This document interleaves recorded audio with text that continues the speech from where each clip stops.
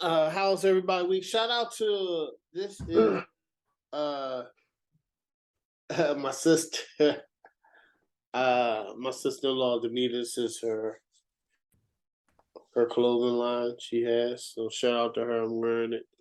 One of my favorite colors is purple and gold. So I told her to make a Carolina blue. She's playing around. she'll probably make it, man. She'll probably make it. She don't listen to me. She don't listen to me. So never listened to me to begin with. Yeah, I don't know. So she'll probably make it, man. She'll probably make you the Carolina blue. I can see that. All right, guys. I'm not gonna lie. I've been watching more of the NBA. Have you? I have. I'm not. I don't know. This year seems a little different. Yet. I mean, I watched a couple games, but I ain't really got it too. Yeah, I watched a couple games, but I think I'm kind of excited for this year, even though the Lakers suck. I'm still excited about this year because I think it's the NBA has been this even for a minute and everybody's healthy. So I'm really looking forward to seeing it. Speaking about the NBA, I'm gonna start off with you, Craig. Let me get the winners that you think are gonna go to the Eastern Conference Finals. And who's going to make it to the Eastern Conference Finals? Who's going to make it to the Western Conference Finals? And then who represents the East and the West? And then who wins it all? So what's your 4 teams? Starting out with the NBA East, Craig. In the East, I'm sticking with the Bucks. I picked the Bucks last year to make it to the finals. I think if they had a healthy Middleton, I think they probably get there. Middleton's still out for a little while. He should be coming back maybe in another month or so. I'm not sure, or a little bit less. So hopefully, I mean, if you're a Bucks fan, he'll come back and he'll be the same all-star type of player. So I got the Bucks, and I had Philadelphia, but I changed it and I picked Boston. I'm still it was between Philly and Boston, but I think Boston is. I mean, even though they got their coach issues, I just think that they have. I mean, obviously, I've been to the finals last year, getting that experience. I think they're poised to make another run. Tatum is still Tatum, so they still have a lot of good key pieces. So I'm picking the Warriors. I mean, I'm picking the Bucks and the Celtics for the East. The West. The West, I'm sticking with the Warriors. No reason for me, even though they lost last night and they lost 2 in a row. I'm not picking against the Warriors right now. I think they might not have the best overall roster from top to bottom, but I think they have the best group of guys when they get to the playoffs. When you go from starting 10 guys or playing 10 guys to now starting playing 7 or 8 guys. I think Golden State to me is that team, so I'm still sticking with them.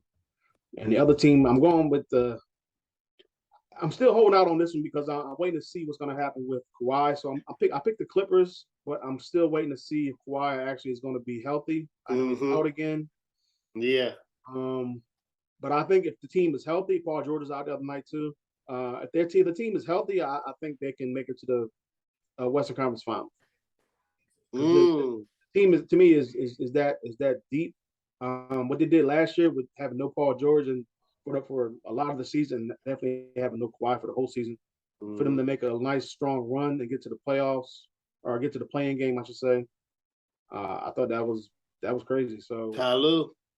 Yeah, Ty Lue. I mean, he's one of the best coaches in the league. So I'm going with the Warriors and the Clippers. Okay, who's in the finals? I'm picking the same finals I picked last year. I picked the Bucks and the Warriors last year. So I'm sticking with the Bucks and the Warriors again this year. No reason for me to pivot from either one of those two teams as of right now. So, all right, okay. Mo, Eastern Conference Finals. I'm gonna go teams in it? I'm gonna go Bucks and Philly. Okay. I'm gonna go Bucks and Philly. I feel I feel like Philly. Everybody know me. I'm all on eventually somebody got to show up. Eventually, legacy, all that. I feel like Embiid and Harden are on that spectrum where like now your legacy online. Y'all got all pros. Y'all got MVP voting. Now it's like, when you gonna make a finals? When you gonna make a run? And then Milwaukee. My bad. I meant to say Milwaukee and and what's the name? I said Milwaukee. Like you said, Craig said, Giannis was supposed to make it last year. They had injuries, they battled. So I'm gonna say Philly and Milwaukee in the Eastern Conference Finals, and I got Milwaukee making the finals. All right, in the West, I'm gonna go Clippers and Golden State. I think they're gonna play Kawhi well. I think Kawhi sees the big picture, so he's even telling Kawhi, Lou, I want to play only these minutes. Like, play me here, play me there. Let's not push it, because it's all about the big goal. It's not about the regular season stats. It's about the big goal. So I think they're slow walking it. I think he's I've even heard recently he pushed Paul George to be a bigger leader. So Paul George dropped 41 the other night. So I can see them going. So I'm gonna say, and I'm gonna go as far to say I think it's gonna be Clippers and Milwaukee in the finals, and I'm gonna go with Clippers win the championship. Oh, yeah. Hey, I gotta drop something downstairs right quick. I'll be right back. All right, no problem. Okay, Craig, I spent a lot of time thinking about this, right? Especially the West. For the East, I like the Celtics and the Bucks. The reason for the Celtics is they're too deep. I think their talent overcomes it. And then they added Malcolm Brogdon, who's just going to be better as the season goes on. I watched them play Philadelphia, and they just train wrecked them. I like Philly though. I do. I just don't think they can overcome the Celtics or the Bucks. I think those are the two best teams in the East. And the Bucks, I think it's Giannis' time, man. I think he's gonna I think he's just gonna be in the Eastern Conference Finals for a second. The team is young. They built the team around him. They have a lot of great 3-point shooting. They have good defense. The GM perfectly did what you're supposed to do, is build around the superstar in his prime. And Giannis is going to take advantage of it. The West.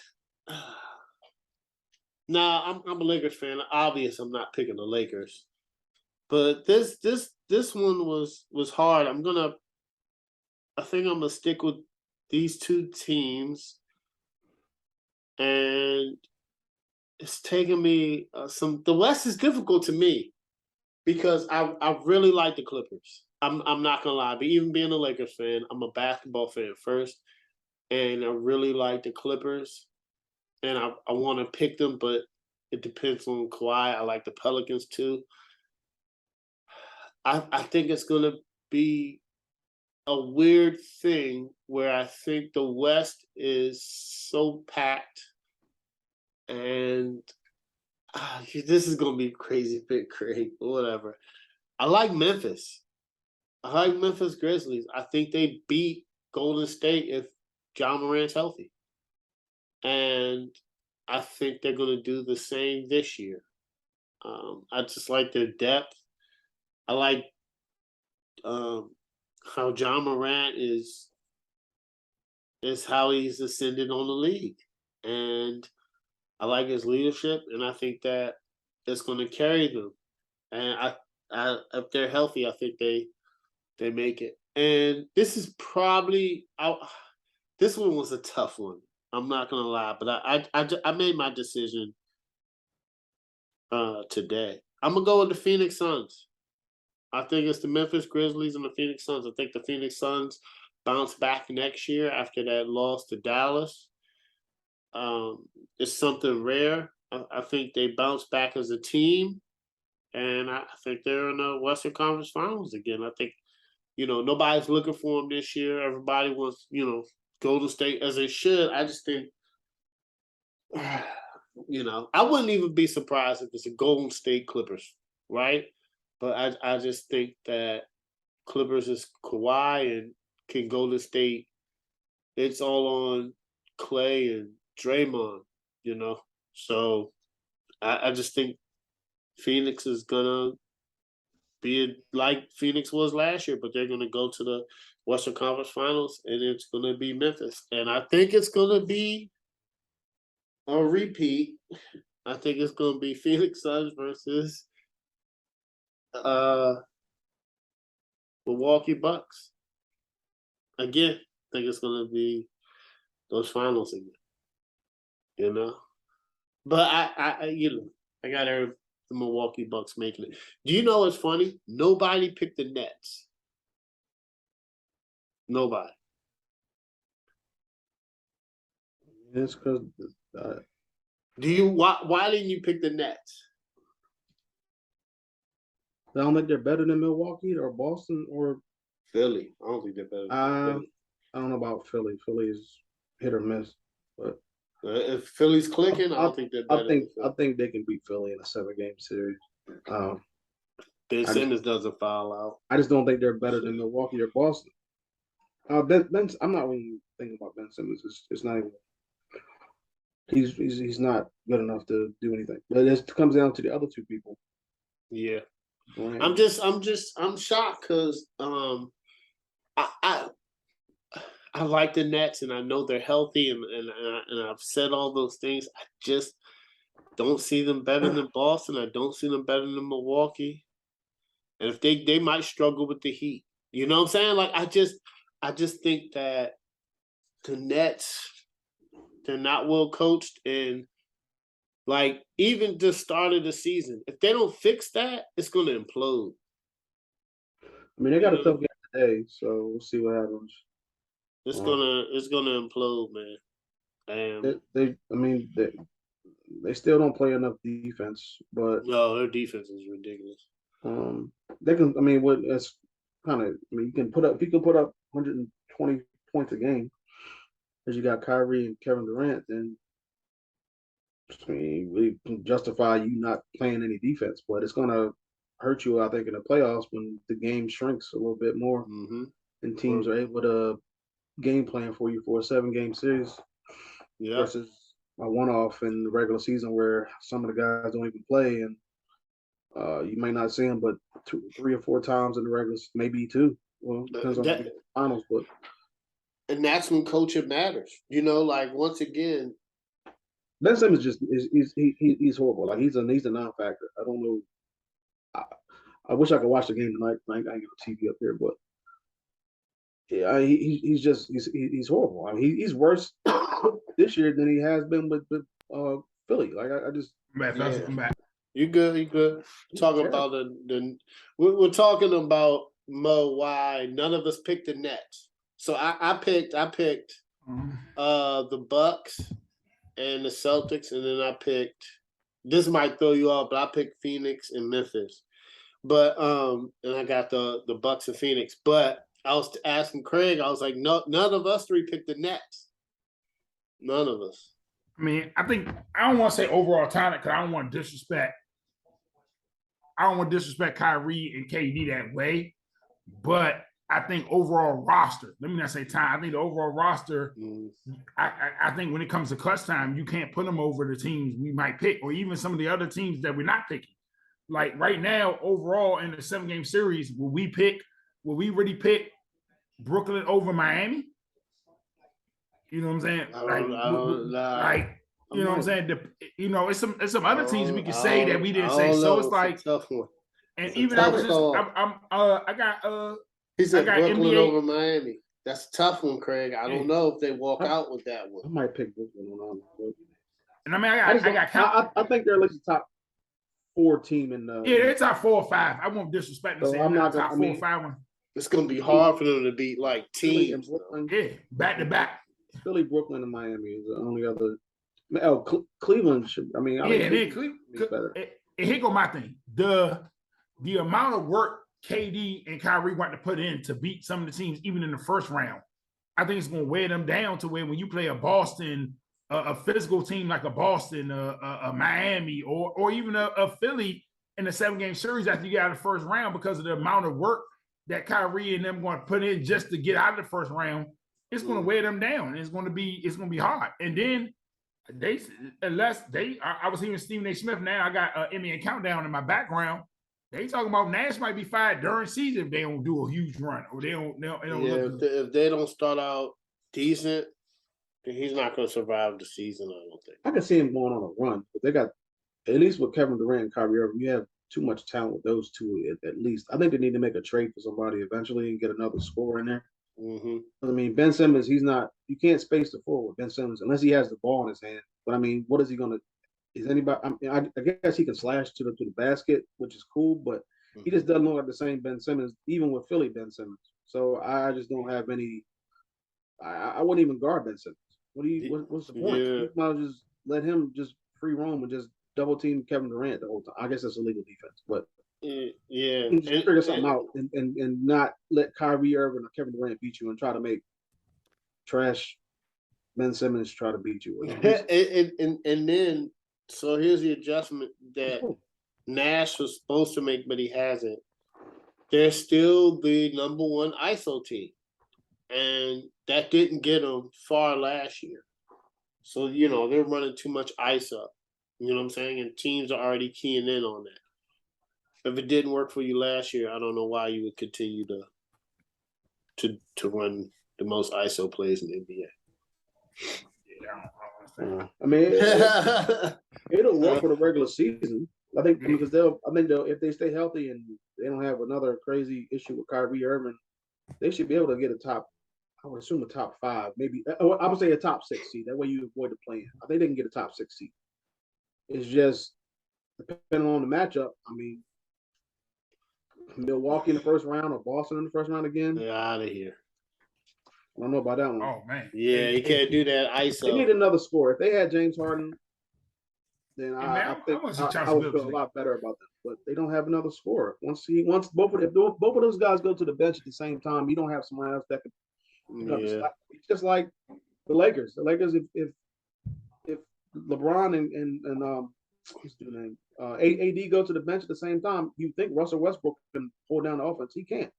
So I just don't see how this team, the way it is right now, with no other option except for Ben Simmons, if both of those guys are on the bench, Ben Simmons is going to be just like Russell Westbrook.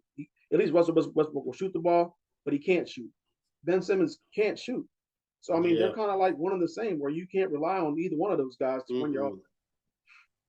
Once other guys either get hurt, go to the bench, or whatever reason, the rest or get in foul trouble or something like that, they just don't have. They're just not deep enough.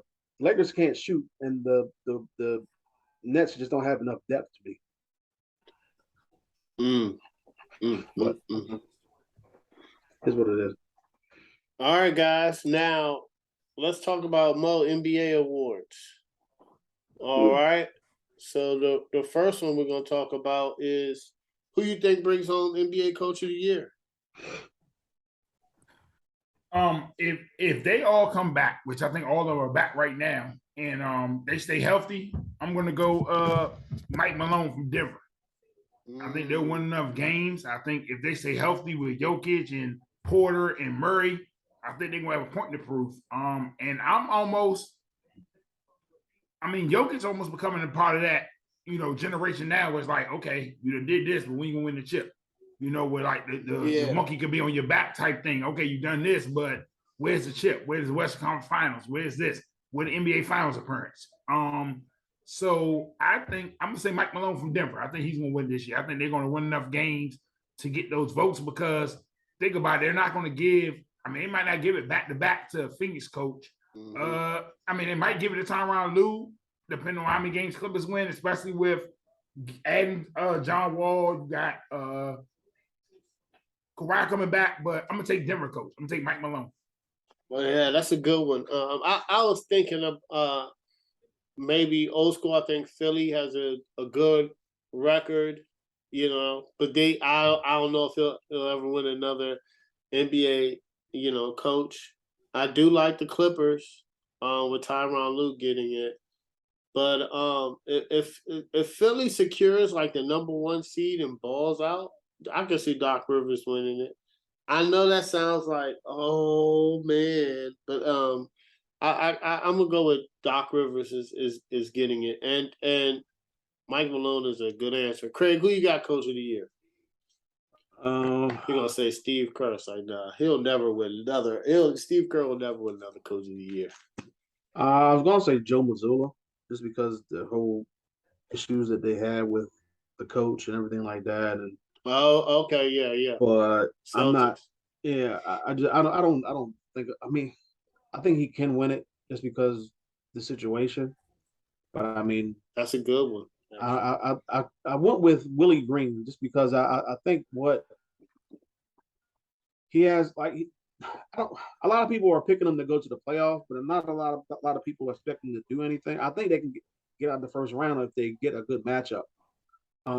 Pelicans. Obviously, I think Zion has to be healthy and CJ like they. I mean, the game they played last night against Dallas, like that was a really good win for them because they didn't have Zion, they didn't have Brandon Ingram. And they still were able to pull it out, even with CJ McCollum having a bad shooting night. So I think they're a young team, but they're looks like a pretty deep team.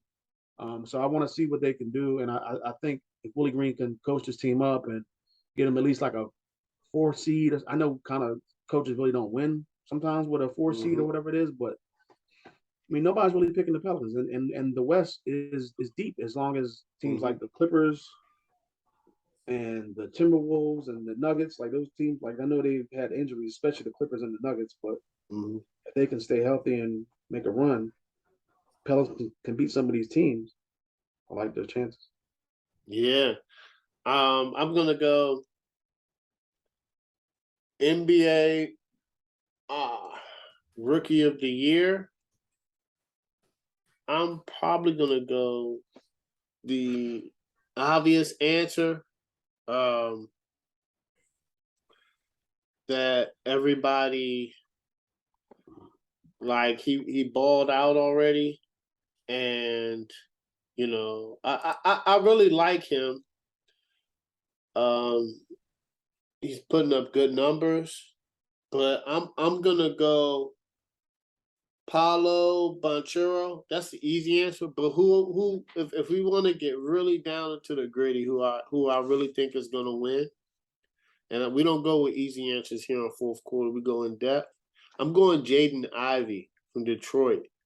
I really like him. I think he's going to win Rookie of the Year. And I think, Detroit's going to be a better team than people anticipate. I'm not going to say they're going to make the playoffs, but I think I really like Jaden Ivey. So I'm going with him as the Rookie of the Year. Right back to you, Craig. Rookie of the Year, who you got? I don't know. Okay, so I was going to pick Banchero, which I don't like to do because I don't like to. He's like so the obvious, Well, I don't like to pick Duke players, so. I knew it was a reason. Good one. But I think he is balling out. But I'm going with the rookie from I think he went to Arizona. Benedict. I don't know how to say his last name. I knew you talking about them. Yeah, he's with Indiana right now, and Indiana's not good, but he's balling out. He's getting 22 points a game. He's getting 6 rebounds. He's shooting almost 50% from the field, shooting over 43% from 3. So I think he's putting up a lot of big numbers, and he's kind of going, to me, he's kind of going under the radar because nobody's really talking about him. People talk about obviously Banchero and Ivy and Keegan Murray and like Jabari Smith, but I like Benedict, whatever his name is. Mathurin, Benedict Something Mathurin. like that. Yeah. Yep. All right, cool. Mo, NBA Rookie of the Year. I know it's easy to say Banchero, but we don't do that at fourth quarter. So I'm gonna go wild card. I'm gonna go Murray. I'm gonna go Keegan Murray. I think possibly Kings can go on a run. I think he'll put up good numbers. I think it's going to be a good three-way race between him, between Vaccaro and between Ivy. But I think Murray can make it if they do a good enough race where even if they make the play in and he's put up good numbers, I think he can get it, especially in the West. All right. Craig, NBA Defensive Player of the Year. Last year was a guard. It's very surprising. I don't even care. I'm going with stupid Rudy Gobert. I don't like Rudy Gobert. I think he's garbage. But he's a really good defender. But that's pretty much all he is, especially blocking shots and getting rebounds. I think I don't like him, but that's who I'm picking. I don't even know. All right, but Bo, NBA Defensive Player of the Year. Listen, I'm gonna go just for the sake of the conversation. I'm gonna go between him and I'm gonna go between him. I'm gonna throw a wild card out there. I'm gonna go between him, Marcus Smart running it back, or wild card. I know y'all gonna look at me like I'm crazy, but just to have fun on this show. Ben Simmons. Okay. As far as defense, I ain't saying scoring champ. I said defense. Okay. Chris. Like I got you. Just creates an injury. I understand. I got you. My Defensive Player of the Year. I think I'm gonna go forward. I think I'm gonna go with Mikal Bridges. I think he has a bounce back, good year. I think he could have won it last year. I think the league is not shrinking necessarily, but I think it's more, forwards who can check more positions. So I'm gonna go with Mikal Bridges from the Phoenix Suns, man. Hey, Katie hairline starting to go. Oh, have mercy. Oh man, yeah, man. Hey, shorty, I just looked at I'm looking. They doing the game now. They just turned to it. They doing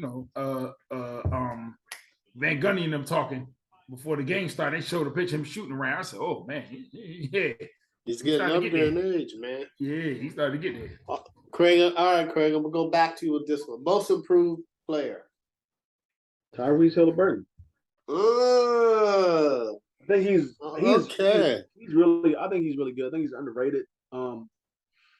All his numbers pretty much are either the same as last year. Right now, it's only 4 games, so small sample size. But they're either the same or they're up. Like everything, his free throw percentage is higher, way higher than it was last year.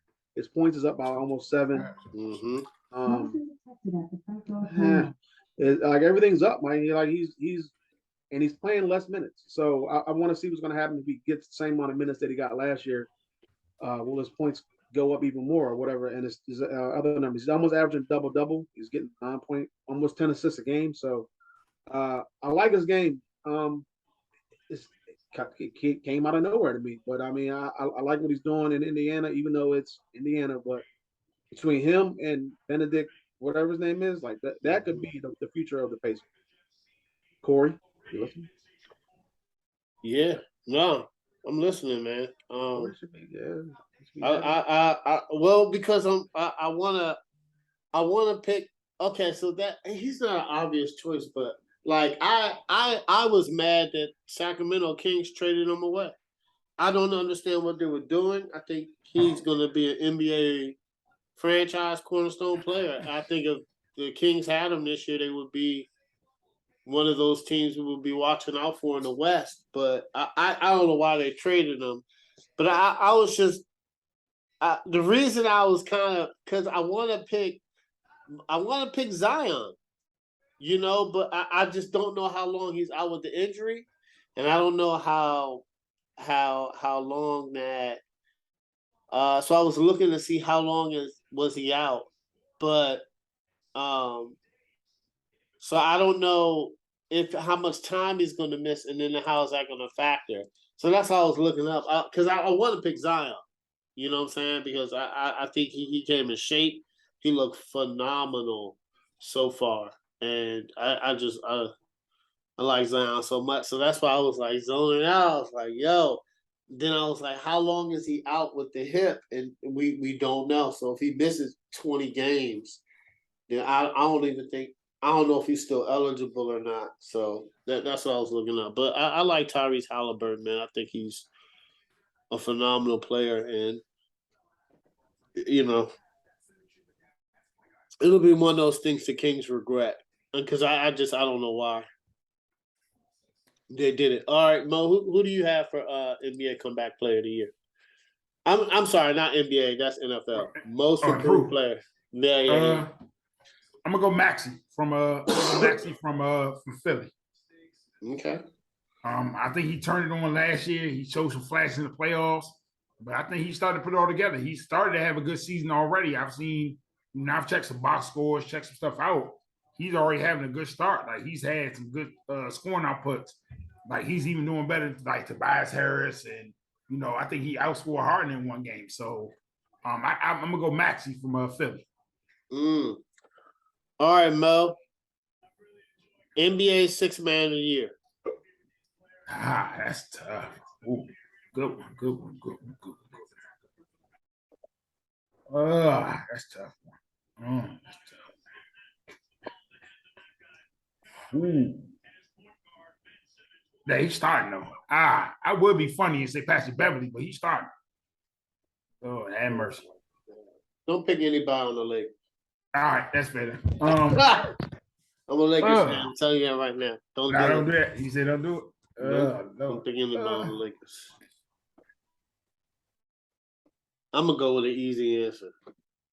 All right, you know what? I'm gonna throw a wild card out there. I'm gonna be funny right quick. Throw a wild card out there. I'm gonna go young boy from the Warriors. That's the smartest answer. Jordan Poole. Either him or the other dude. Either him or the other dude. What's the other dude? Kuminga. Yeah, Kuminga. I'm gonna go one of them. I'm gonna go with Jordan Poole. I think he went Sixth Man of the Year. I think that's not the obvious. I mean, I think it's an easy. Safe choice. I don't even know if it's. I don't want to say he has it already, but it's like one of those. He doesn't have maybe it's his to lose, but he doesn't have it. Who got it, Craig? Who you gonna pick? Christian Wood has Christian Wood. Dallas, he's been balling so far. Yeah. Christian Wood is getting 24 points a game off the bench. That started one game. That's fair. He's almost 9 rebounds, and he's only played 26 minutes a game. I wish he would start, but he's a beast. He's a beast. I wish he would start. I think he fits. I don't know why he's not starting, but I mean, I would have unless he does start. Then my next pick was Jordan Poole, but Christian Wood is just he's going crazy out there. I used to love him at Detroit. He can keep this up for the rest of the season. Maybe not 24 points, but like 20 points or maybe 18 points or something like that. I can't pick against Christian Wood right now. Yeah. All right. I wish I think he's going to end up starting. I wish he would start. Maybe it adds extra depth to their bench, but yeah, and maybe they know when Luka gets that rest, he could keep up. He's the offensive scoring. Maybe that's that's the only thing I could say that he's running the second unit. But man, I've been following him since Detroit. I thought he fit good, and I'm glad he kind of got out of Houston there. So all right, last one, MVP. I'm gonna go with my man who I picked the team to make the Western Conference Finals. I'm going Ja Morant, man. I think he continues to run from last year. He's been playing out of his mind so far. I don't know if you check the stats and the highlights, but he's already playing above the rim. So that's my pick for MVP. Mo, who you got for MVP? It's not a wild card, but I think this year, especially if he does the things he did again, and if they can find some way to get in the top 4, top 5, I'm gonna go Luka. Oh yeah. I think if they can find some way to get to the top 4, because an example of it is look, what Joker won it last year, right? Mm-hmm. Joker won it last year. What Denver was a 6th seed. Yeah. So I think if Luka can keep putting up the numbers he put up, and they can get to the top 4, top 5 of the West, yeah. I think what happened was they taking nothing from Joker, but for Joker to get them to the playoff position they got with what they had talent-wise around him, I think that kind of played a hand into him getting that voting. So I'm thinking on an even playing field, if Denver's fully healthy and if Dallas can find some way to get in top 4, top 5, I think Luka with the numbers he's been putting up can get MVP. Craig, MVP. I got Luka as well, just Luka. because of pretty much what Mo just said. Like, if it's basing it off of what Joker did last year with I guess the team that he had around him. He didn't have Murray, he didn't have Porter, so he pretty much put the team on his back. He was a triple double machine last year and putting up numbers anyway. And the team got what, top 4 seed, I think, something like that. So I think I can't remember what the seed was, but I have to look it up. But I think if Luka can duplicate what Joker did last year for the most part and just carry his team to the playoffs, I mean, he's been an MVP candidate for like the last 3 years or something Since like he that. came into the NBA, man. I just think if he can come back and take this team who has pretty much is just him. Mm-hmm. I mean, like I said, he has Christian Wood to come off the bench, and Dinwiddie is there every now and then, but it's his team. So I think if he can carry this team to the playoffs, especially a top 4, top 5 seed, then I think he should be MVP. I had him and John Morant is who I had. So Yeah, I mean those close. It's gonna be those. It's gonna be between those two, bro. That's who maybe Embiid. Maybe Steph. Maybe Embiid. A lot of people got him like Embiid. Maybe Steph. Oh, the Nuggets were 6. Nuggets were 6. If Sixers get into a top 3 seed and Embiid puts up some of the same numbers he put up last year, I can kind of see him getting that this year. If they get a top 3 seed, like top 3, top 2 seed, I can see it. Anyway, I mean, what you think? You think Steph? No, I was gonna say because they were 4th seed last year, 51 wins, and the Nuggets were 48 wins, were a 6th seed. They still gave him the Joker. It's because of what he had on his team or what he didn't have on his team. Right. Yeah. They had to carry that. So team. they might look at Steph like, come on, might look at that. Like you got Poole, Kaminga, you know what I'm saying?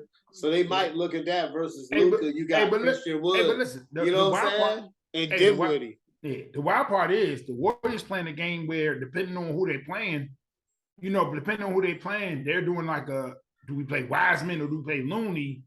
At that 5 based on who we playing. You know what I'm saying? That's crazy when you can make them type of decisions. I mean that's they draft well. So I mean, I think at this point they can,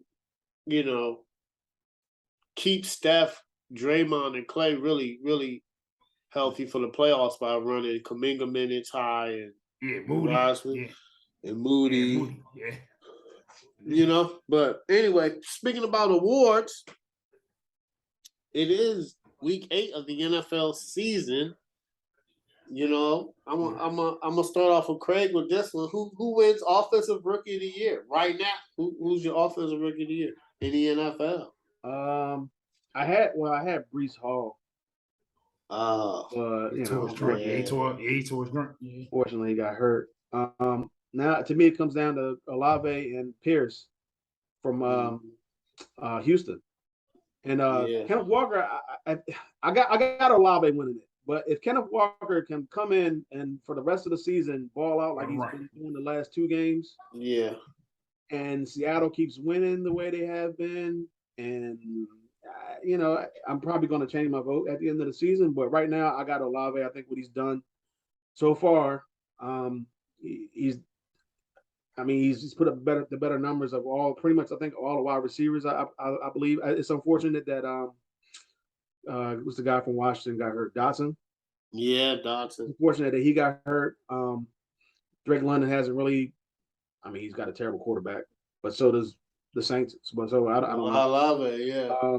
And then you got Wilson in New York. Like that kind of fizzled out between the quarterback and him since because Flacco was giving him the ball. Right, since Flacco's got benched. So, I'm going with Olave right now. I think to me it's Olave, it's Pierce from the Texans, and it's Kenneth Walker if he can come up and make some moves. And then a wild card is Pierce, the other Pierce from Indianapolis. I don't know. Oh, Alex Pierce, yeah. If he can get on the same page with Sam Ellinger. Yeah. Who knows what can happen? But right now I'm going with Olave. I think he's playing really well. Yeah, I think I'm gonna go with Olave. I think Olave is I think Olave's that guy. Like he's the one that they drafted to be. He's balling. Like he's the only receiver right now, and he's putting up numbers, man. And I like him, but Bryce Hall was up there for me. But it's a receiver league, and I think Olave's running away with it now. Well, no go ahead. quarterbacks. I was about to say, there's no quarterback in this draft really doing anything. So none. This for the first time in like what 5? I'll say first time in a while. Yeah. I mean, when last time we had a non-quarterback win Rookie of the Year? I have to look it up. Did Taylor win Rookie of the Year last year? I forgot who won Rookie of the Year last year. I'm tripping. My bad. Did Taylor win? No, Taylor was already in second year. I thought it was Mac Jones. Mac Jones. I think Mac Jones won last year. Okay. Who you have? It was Chase. Oh, it was Chase. It was Chase. Okay. That was the first time in a while. But the year before that, wasn't Taylor? Did Taylor win it the year before that? Or Herbert won it? Oh, it was close. All right. Yeah, Taylor was balling. Okay. Yeah. Gotcha. All right, Mo, who you got for offensive?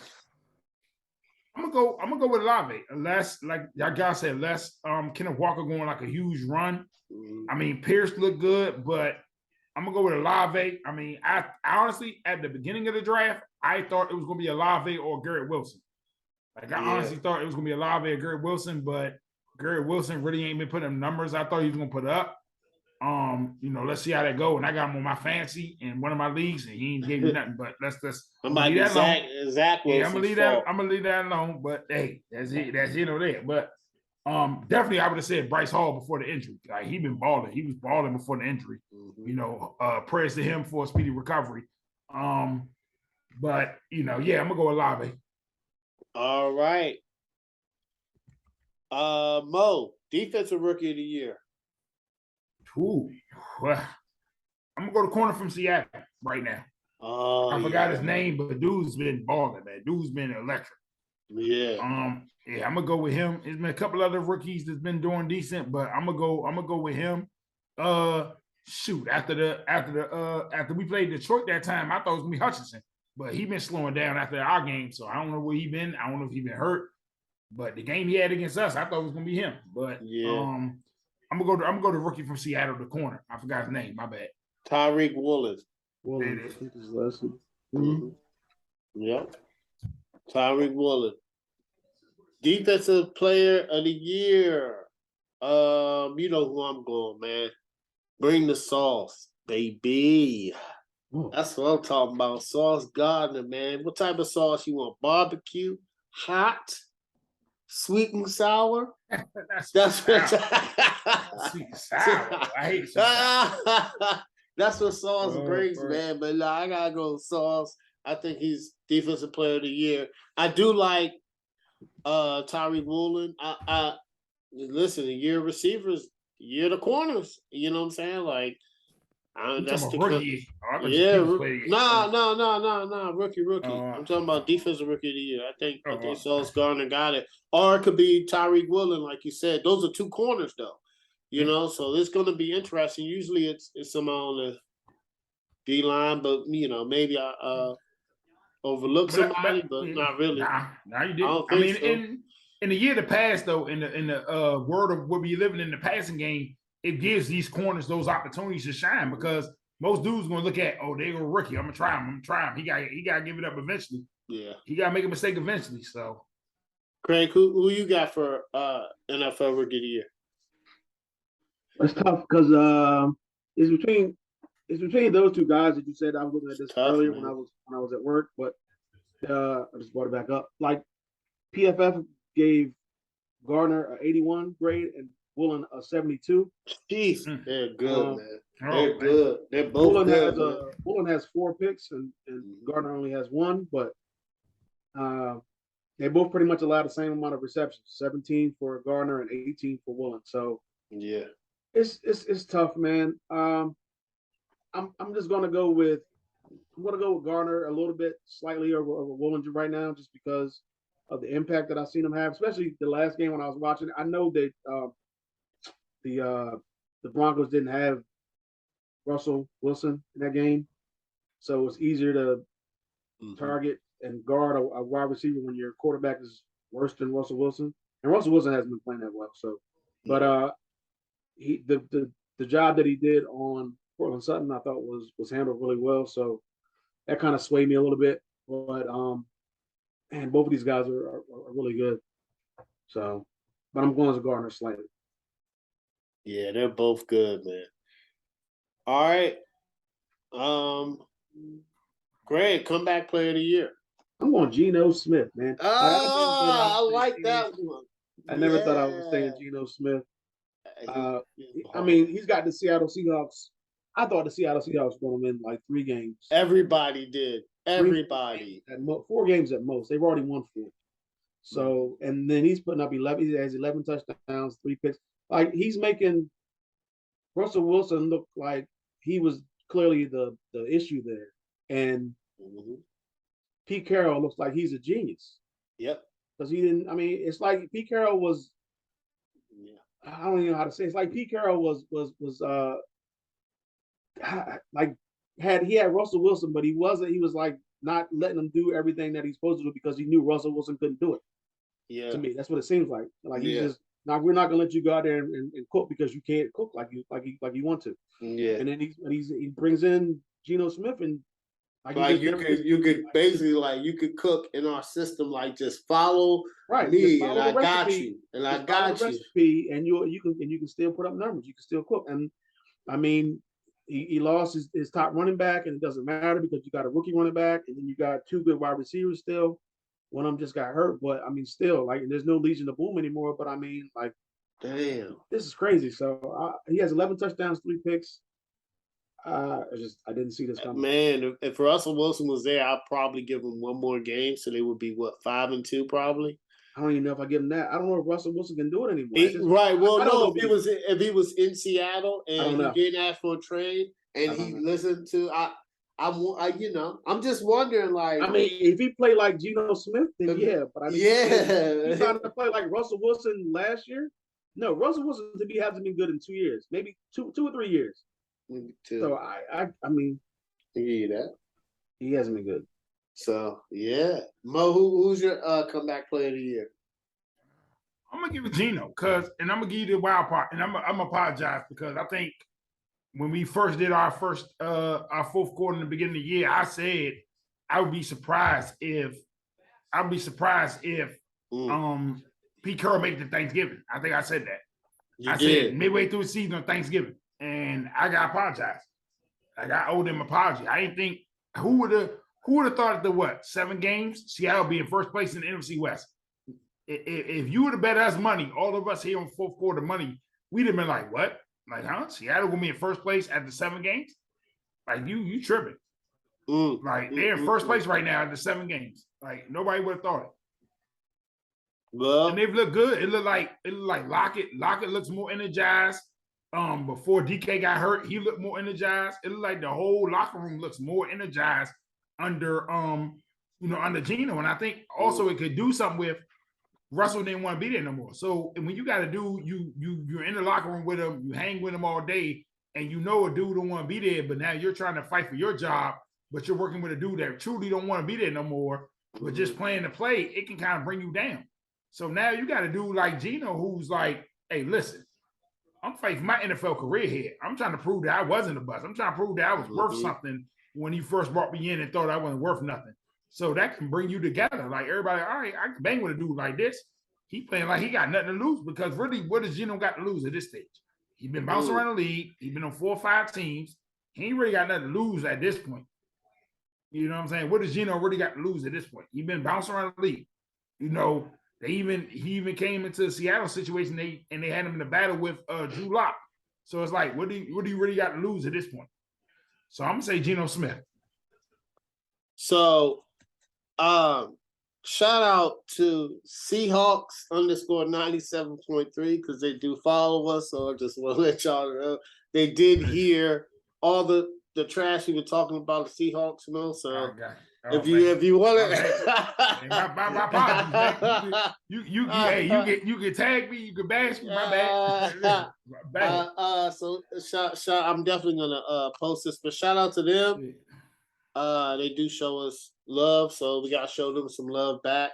Comeback player of the year, Geno Smith. We were all wrong as the world were wrong, and I don't think Seahawks fans were wrong in this one because they were posting like, "You're crazy. Seahawks are gonna be better," So, I mean, that's a shout out to Geno Smith. That's a shout out to Pete Carroll, and they've drafted phenomenal, man. So I gotta give a shout out to Geno Smith. You know what I'm saying? So, hey, Seahawks, they're in good hands like Allstate, man. You know what I'm saying? So I like that. All right, what are we at? Coach of the year. I'll do this one. Coach of the year. Now, good, Pete Carroll. But I gotta go Brian Daboll. I just for what he has done and to the New York Giants right now, the way they're playing, the way that they believe themselves, the way that he has Daniel Jones looking like a NFL quarterback. Now, next year is going to be something different. Like, I could see them going after Jimmy Garoppolo. You know what I'm saying? I could see Jimmy Garoppolo fitting his system. Don't turn the ball over. We'll get some playmakers in here. But right now, Brian Daboll is doing a phenomenal job. And I love it, man. I think, even though I'm a Commanders fan, to get what he has gotten out of this roster is phenomenal. And I got to give him Coach of the Year. I think he's going to run away with it. I think they're going to make the playoffs. We're going to talk about that later, maybe. Craig, who you got Coach of the Year? I got the same coach. I just think that I didn't see the Giants. I think I had them winning like 5 games, maybe 6 right now. So I mean, I thought he'd be last in the division. They're second, and they could get first. I mean, they haven't even played the Eagles yet, so maybe they can win both of those games. Like, who knows? A good game. Every game for them has been close though. Like every single game has been a 1-score game, I believe. So they're not blowing people out, but they're not really making a lot of mistakes like they've made the last couple of years. Healthy Saquon is definitely big for them. They still need to find a wide receiver. I don't know if they need to go out and try to get OBJ or try to get somebody or trade for somebody, but they still don't have and that's what's crazy to me is that they're winning these games without a quarterback for the most part and without a wide receiver. So it's crazy. So hats off to Brian DeBall. I just didn't see this coming. So the parody of the NFL, Craig, you gotta love it. This is why we love it, man. This joint is crazy at week 8. Mo, who you got Coach of the Year? I'm gonna go Daboll. I gotta go Daboll right now because of the record. We could throw Pete Carroll out there. We could throw Jets coach out there as a underdog, low key Coach of the Year. But I'm gonna go Daboll. Like, it's just. So I'm gonna say this because at the end of the day they won't say this out loud. But from a business standpoint, it's highly unlikely that Daniel Jones or Saquon's going to be there next year. And they know it. It's a business world. You know it. So for him to get the best out of them and the best out of his players, knowing that probably 2 of the best players on your roster probably won't be there next year, is great. A lot of people can't do that. So I think he's getting the best out of players. I think almost every game they won, they were down. I don't think they've ever won a game start to finish this year yet. I think every game they won, they were down at some point or down at halftime. I think they're like 4-1 while trailing in the fourth quarter, something like that. So and you look at it, they already won 2 more games already than they won last year, and they still got the rest of the schedule to go. I mean, what they are 6-1. I mean, you almost have to look embarrassing and collapse crazy to not make the playoffs at this point. You start 6-1, don't make the playoffs. That's a huge issue. Yeah, like that's crazy. Like that means you had to go 4. What you had to go 4-11 down the stretch. Yeah, I think they got 5 more wins in them. Yeah, like you had to go 4-10, 4-11 down the stretch to not make the playoffs. That'd be ridiculous.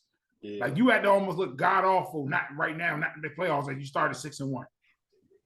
Like and what I mean, I hate to say it, but I'm nervous about the 2 games they got with us back to back. You know, they don't. But hey, I mean, we got to play them, and then we got to buy them and play them again. Like, All right, Craig, offensive player of the year.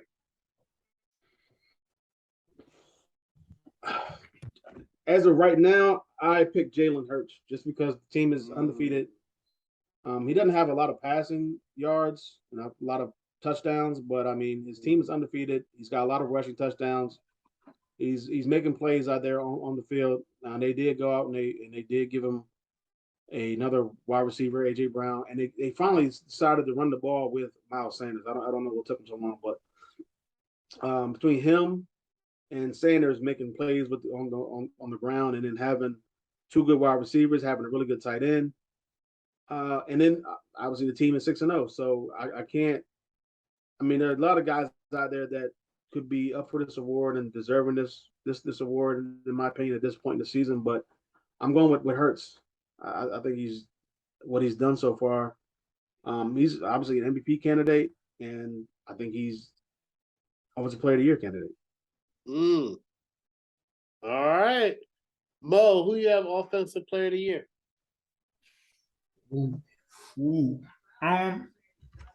Yeah, I'm gonna go Hurts. I mean, I think just the numbers he's putting up, running and passing wise, how the team performing.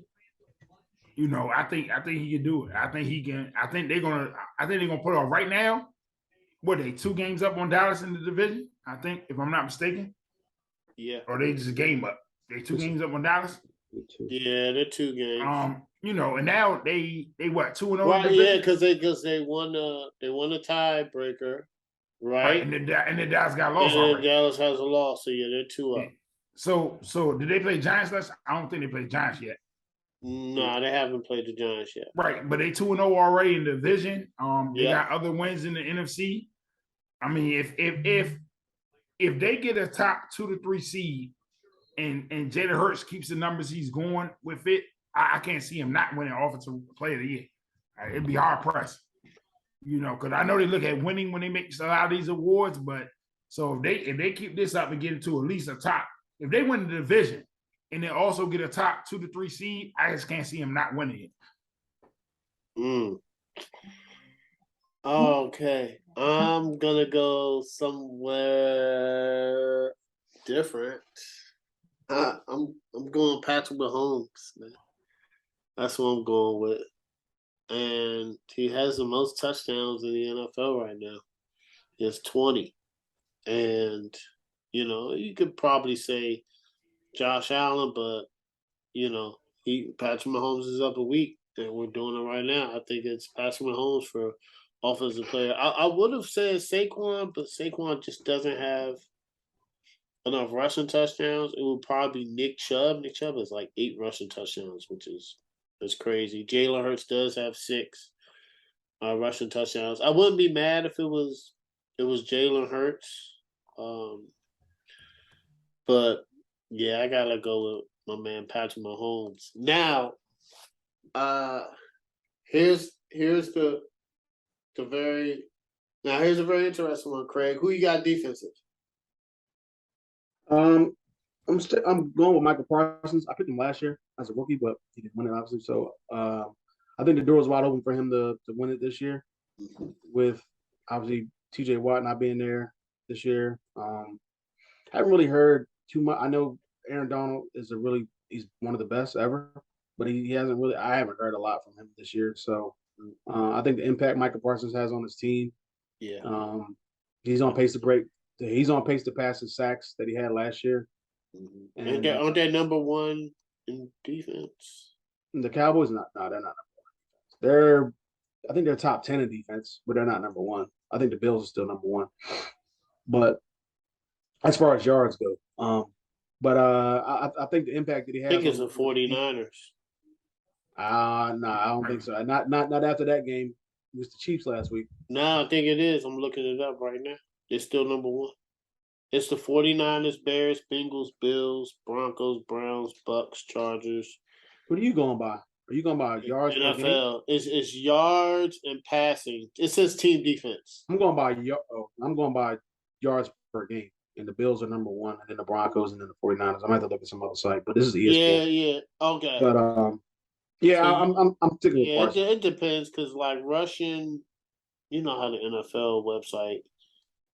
So it's the Bills for rushing. It's the Bills and passing. It is the Broncos, the Oh, Broncos, it's the the Packers. Eagles, and the Cowboys.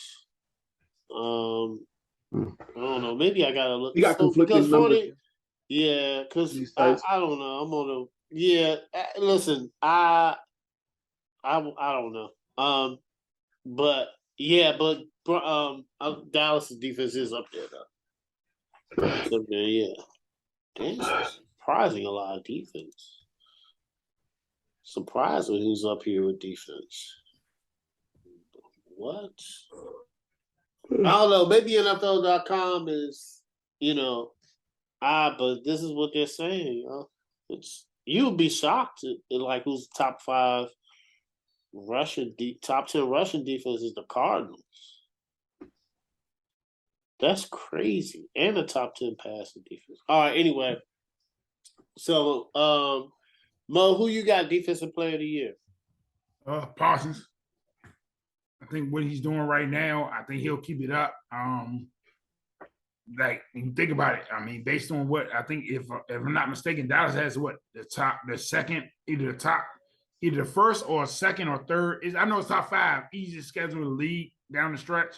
So I think it'll be easy opportunities for Parsons to eat. Oh, yeah. So I mean, I can see him, getting it. I can see him running away with it. The votes are definitely there. He's been off to a great start. I think the opportunity is gonna be more there. Once teams shut down the run, I think they trade for another D tackle to help with the run game. So, once the opportunities are there, I think sky's the limit for the kid. You know what I'm saying? So I think he's gonna win it. Yeah, Craig, you're right. I'm looking on the website now. I got Buffalo, Denver. I think the websites are because NFL.com is broken up by ESPN does the yards. NFL's I don't know. The layout is weird because it has rushing, passing. Anyway. But yeah, it does have Buffalo, Denver, San Francisco, Eagles, Rams, Cowboys are top 5. It's pretty good, man. So yeah, I got Michael Parsons. I mean he's right now he's in a class of his own. He's the leader of the defense. And shout out to him, man. And I think his work ethic is contagious, and that's what you want leaders on the defensive side to be. And I think that, he's going to probably be, we're just going to be hearing his name always in this conversation for years to come. He's like a generational type of player. It's going to be conversations like, who was picked before Michael Parsons in 10 years? It's going to be like, you know what I'm saying? It's going to be like, he was picked 10th. So those players before him are going to be questionable picks. So, yeah, I definitely agree with Michael Parsons. All right. I think I know y'all 2 answers for this one. I'm going to start with Mo. MVP. Ooh. Oh. We going on right now? Or who we think will win? Right now. It's tough for me right now. I know it's gonna sound crazy. I'm gonna stick with my guns. I'm gonna stick with my guns, and I'm gonna say I hate to say a push, but I'm gonna say a 1A 1B right now. Yeah, it might shock y'all, but it's based on the help. It's based on the situation. Okay. I'm gonna say Josh Allen and Lamar Jackson. Okay. I'm gonna say, can we really blame Lamar for the fact that every game they lost this year, Lamar gave them a double-digit lead? Yeah. If they hold the lead right now, they be undefeated. I'm trying to think, what game did they actually lose straight up where they was losing all the way where they didn't have a double-digit lead? They've had a double-digit lead. They should be undefeated right now. It's the defense. You should be undefeated right now. The Miami game was unexcusable. Yeah. I don't care what the feed off the gas, whatever you want to say. Should have won Buffalo. Mm-hmm. They should have won Buffalo. Should have won Miami. Should have won against the Giants. That was not on the offense. I mean, we can say Lamar with a bad pick, but you up 10 in the fourth quarter against the Giants. Like, come on. Like, let's just be serious here. Yeah. You know, so I would say Lamar right now and Josh Allen. I would say 1A, 1B right now. I mean, I don't want to pick right now, but I would say them 1A, 1B. Craig, who you got? MVP. Josh Allen. I know you were going there. That's He's on pace. It's a pick. That's a pick. That's a great pick. He's on pace for almost 6,000 yards and over 50 touchdowns, or almost 50 touchdowns, or over 50 touchdowns. Yeah. Just about. So I mean, I can't not pick Josh Allen. I think after the win, and then he already beat Patrick Mahomes, so that pretty much, to me, as of right now, makes him above Patrick Mahomes. Even though obviously Mahomes has played one more game, so that's why he has more touchdowns than. Of course, but everything else, like, pretty much is between those two, and I just think the head-to-head matchup pushes Allen over the top. Now I think they're going to get home field, and eventually, when it gets colder outside, he might not be on pace to do what he's doing right now, but I think it's possible he can keep it up. I mean, he has two good wide receivers. He has 3 running backs, but I mean, they don't really get the ball. Nah, I think it's Singletary, it's kind of his backfield right now. Right now. But I mean, he has three solid wide receivers. He has a tight end who's coming back, and he has some running backs he can throw the ball to or whatever it is. And he has a great defense. So, and they're 5-1, so I'm sticking with Josh. I'm going with my offensive player of the year. I'm going Patty Holmes, man. My homeboy. That's what I'm going with. Craig, I do think you're right. I think it's going to come down between those two. Obviously, Allen has the head-to-head matchup, which is a great game, by the way. But I don't think the NFL's going to go wrong if it picks those two. But that's my pick, man. I think he's balling without Tyreek Hill. He still has Kelsey, but the throws that he's making, like, man, he is just a phenomenal quarterback.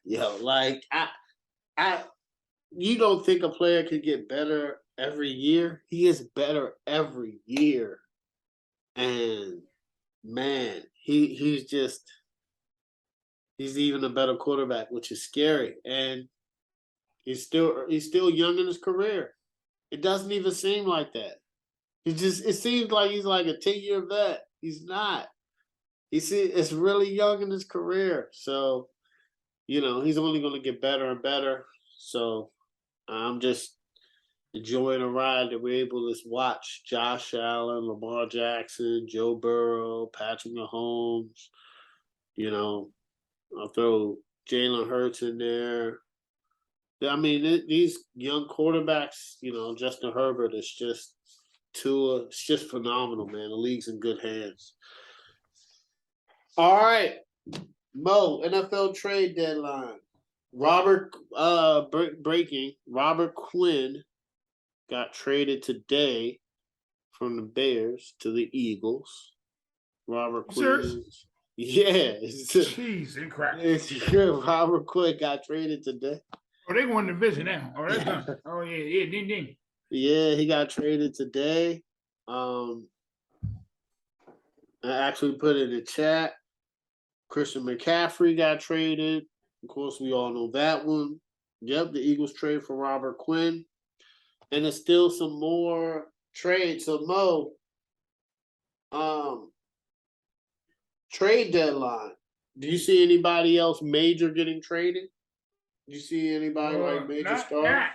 Not big names. I mean, I can't see no big names. I mean, I can see maybe Claypool from Pittsburgh, the wide receiver from the Jets, who's been upset. Elijah Moore, he's been upset. The corner from us, the Commanders, William Jackson, who's set out, who's been sitting out and requested a trade, even though who you been, but hey, still. Outside of that, I can't see nobody major where we be like, wow, that's a big domino piece or whatever. But I definitely can see a couple of decent players getting traded. That Robert Quinn trade is huge. I know people don't think that's a big name, but he was balling out for the Bears. He was a key piece of the Bears. I love and for Robert him Quinn. and for him to go to Philly now with Graham and them other pieces and Big Boy from Georgia of the middle, the rookie. They got the fourth best defense. They got the fourth best defense. Come on. You know what I'm saying? They got the fourth best defense, Mo. And you had another pass rusher like that quality, another player that quality, like to go along with that defense that's been balling. Like I think that's gonna be huge. I think they're gonna win that division now. They're gonna walk away with it now. I mean, cause if you look at it, I mean, I don't know. I don't know when they play the Giants twice, but they already got one up on Dallas. They already got one up on us.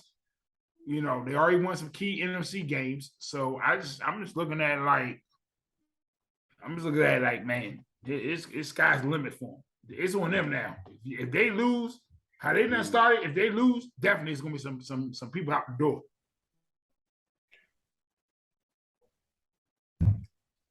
And mind you, they have one of the best defenses in the league, but they're 12th in sacks. So that just shot them up the list. All right, Craig, we all know your guy got traded. We're going to talk about that later. But do you see anybody major getting traded at the trade deadline? Major, I don't know about major, but I mean, I see there's some names still out there that could possibly get traded. I know, like Claypool was mentioned. Mm-hmm. Mo just brought him up as well, so I could see maybe him. I think like Green Bay needs a wide receiver. Then again, I heard he wasn't on the market anymore. So, but I mean, that's a name. Kareem Hunt, he wanted to get traded earlier in the season. Yep. I'm not sure if he's going to get traded, but I mean, he's on the market. A lot of teams have 1-2 punches now with running back in the backfield. So, like the Rams can make it. Can you imagine the Kareem Hunt on the Rams? Man, it's good to have a good 1-2 combination. Because there's few teams out there that have just one running back. The Giants and like the Titans. It's not that many temes. So yeah, because remember, I think Browns got that. What's his name? They got another good running back right behind him though. What's his name, Craig? He balled out last year. I'm about to look him up right now. I think Brandon Cooks is another guy. I mean, he's just his talent, whatever is there, is getting wasted away in Houston. The tight end from the Broncos, Albert, whatever how you say his last name. I thought he was going to have a really good season. Yeah, before the season started with Russell Wilson coming in, he hasn't done anything. I mean, he's an afterthought on that team. I forgot he was even there. I think the Giants need to figure out what they're doing with wide receiver. Tony, it's pretty much between Tony and Galladay. I don't know what you can get for either one of those guys. They've both been non-existent in New York. So I don't know what you can get from either one of those guys, but I mean they need to do something there at the wide receiver position. And Cam Akers, I mean he's not even playing anymore. I don't know what they're doing with him there. I don't know what's going on with him. He's coming off of an injury from last season, but I mean he's still young. I think he can still play.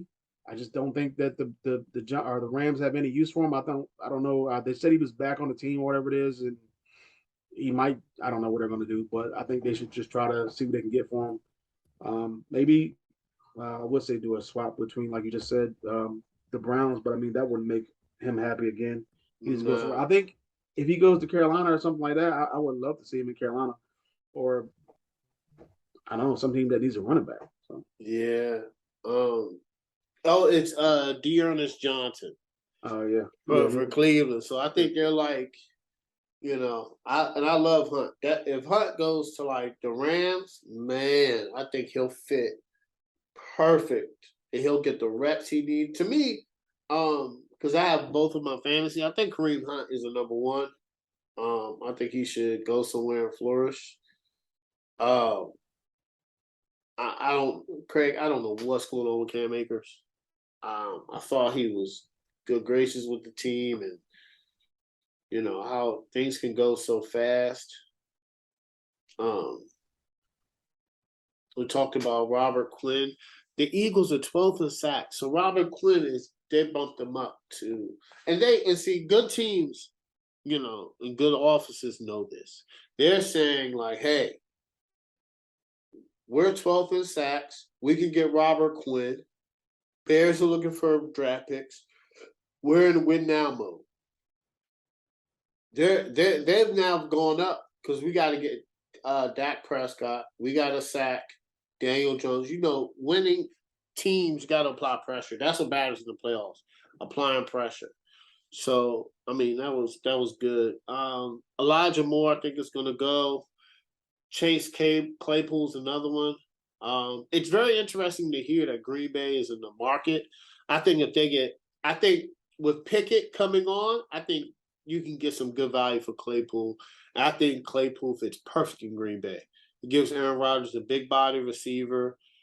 I think Aaron Rodgers will love it. Or people thought, Craig, you'll probably talk about this, but DJ Moore is not on the trade block. They said that he's a cornerstone, and I like DJ Moore. So, but look at teams like the Panthers. The Panthers are very smart. You'll talk about that later, but they were like, it seems right now that they're on a really good rebuild. They're getting draft picks. They're probably going to have a top pick for quarterback, and then they're probably going to load up with talent around him, or trade their picks for Sean Payton. I don't think they'll do that, but they can get a good coach in there. But that's what I think about, the trade market. I think it's going to be very interesting. I think CMC was kind of like the big one. I don't really think there's going to be another huge trade, but I think some teams are going to make some interesting moves to put them in position on how to win. So, week 7 recap. Let me tell you something, guys. This is a very interesting week of the NFL. Teams like the Chiefs let me know who they are. They demolished San Francisco. And then that's a shout out to how good Buffalo is, right? And we're probably going to see those teams in a championship game. But just Patrick Mahomes, I was listening to NFL Pro Football Talk. They said this is how good Patrick Mahomes is. They said Patrick Mahomes didn't have to throw a back shoulder fade because of Tyreek Hill and Kelsey. But with the receivers that he has now, he threw a perfect back shoulder fade to Juju Smith-Schuster. And I was like, damn. And I didn't even know that Patrick Mahomes didn't throw back shoulder fades because he didn't have to with Tyreek Hill and Kelsey. You know what I'm saying? So it's like he's adapted his game. And then, he's a pleasure to watch, man. With him and Andy Reid, phenomenal. Belichick, we are noticing the death of a dynasty, guys. The decisions that he's made in the offseason are very interesting to me. So now today he just declared Mac Jones a starter, but I don't know what's going on with him. Like not having an offensive coordinator, traditional offensive coordinator, knowing the quarterback is in the second year, right? Having your son run the defense. It got demolished by Justin Fields. Like, to be honest, Chicago's stats, Justin Fields' offensive stats before they played New England weren't good at all. Justin Fields comes out there, he looks like a superstar. Not saying that he is not, but we're so used to Belichick creating this, defensive model against young quarterbacks where it's almost impossible. It just looks like Belichick is unraveling right in front of us. His son just might not be a good defensive coordinator. Matt Patricia and Joe Judge don't know what they're doing on offense. And then you're benching Mac Jones for Zappy. And Zappy has a terrible game. And you're like, I don't know if Mac Jones is going to start. Now, Mac Jones is going to start, according to today. But, like, what are you doing? You know what I'm saying? Like, so I don't know what Belichick is doing. And coaching matters, you know? And I'm not, the title of the show is Brady and Rogers both under 500. It's the time to panic. I don't think so, but, playmakers around them matter. And I think with Tom Brady, he's just been doing things a little bit different than what he normally has been doing. So, not to say age is catching up, but, I think he's not mentally tapped in the way he's used to, but the NFC is wide open. So these are times to make the mistakes and try stuff is this point in time in the season. So that's my week 7 recap. We'll talk about the Commanders on the back end. Mo, what's your week 7 recap? Kudos to the Jets. I think it's good for the NFL that the New York teams are doing good. It's scary to me. I never thought that Seattle would be at top of the West. And it was shocking to me how the coach dealt with the quarterback situation. The coach benched him, but he came out and fully said that what we promised Matt Ryan when he signed, we haven't given him. Like we promised him an elite defense and an elite offensive line and a running game, and we haven't given him that. Like that hasn't shown. So, and I've never heard a coach own up to that. Like, oh, this is what we promised him when he came in, but we haven't shown him that. But we're gonna bench him. Do you know the Colts have 9 starting quarterbacks? Yeah, something like that. Sound about right. It's time for them to start over, man. I was shocked. I know Detroit is a fighting team, but I was shocked by Dallas struggling with Detroit. And if I'm honestly for real, if I'm Denver's defense, I would be in the locker room about to fight. Like we would have to have some stuff to discuss in life. Because y'all can tell me if I'm tripping, but in the last 3 games, I don't think they've given up 45 points. But we're 0-3. I mean, we might have looked that up, but I don't think they've given up. Yeah, I don't think they've given up 45 points. No, in the total. So. In the total of 3 games, in the last 3 games, I don't think they've given up 45 points. I don't think so either. But we're 0-3. Like, I don't care if it's the backup quarterback, the third string quarterback, a quarterback you bring off the street. On the NFL level, how is it that we go 3 games and they give up 45 points, but we're 0-3? Like, that's inexcusable. That can't not be excused. You cannot. There's no analyst. I don't care if you. They got the second best defense in the NFL. You got the second, and you 2-5. What's their record? 2-5. What's their record? Yeah. We're number 2 in defense, and we're 2-5. Like, make it make sense. Like that's not you wasting us. Like you're wasting our talent right now. Like we're giving you all we got, but we're not getting the same on the other side of the ball. Like that's just crazy. Yeah, they're 2-5, bro. So for right now, it looked like for the second straight year, they're going to be a top 5 defense that doesn't go make the playoffs. Like, have we seen that before? Have we seen the team go 2 years in a row, top 5 defense, but you don't make the playoffs? We might have to look that up. But have you seen a team? Have you seen a team go 2 years in a row, top 5 or even a top 10 defense, but you don't make the playoffs? Like, how do you have a top 10 defense don't make the playoffs? Like that to me just boggles my mind. That's crazy. Like it boggles my mind. So for that's my biggest takeaway for that. As far as the NFL, Arizona, I mean, it looked decent. I mean, but I'm gonna say this, and as far as we was going with the Green Bay situation, Tampa situation, I see Tampa turning around more because of that division's ass right now. I mean, my bad. I mean the cuss, but that division's terrible. Yeah, that division turn.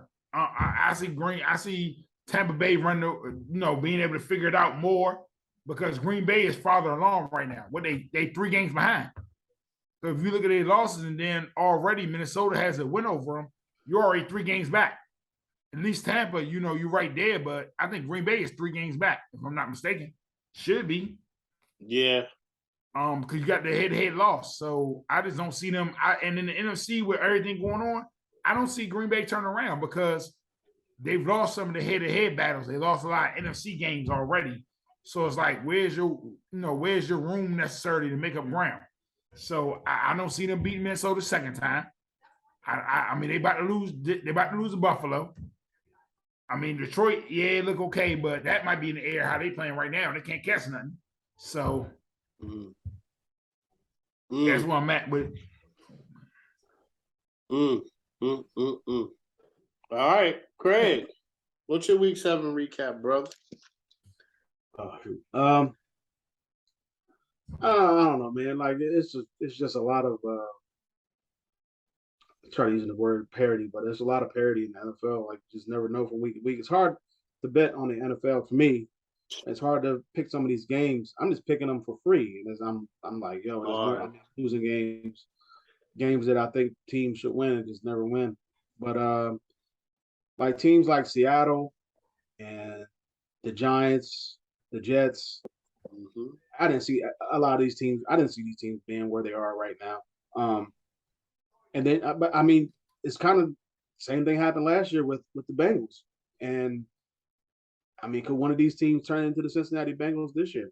It's possible. Like I can't put nothing past any of these teams that were projected to be terrible, but are playing a lot better than.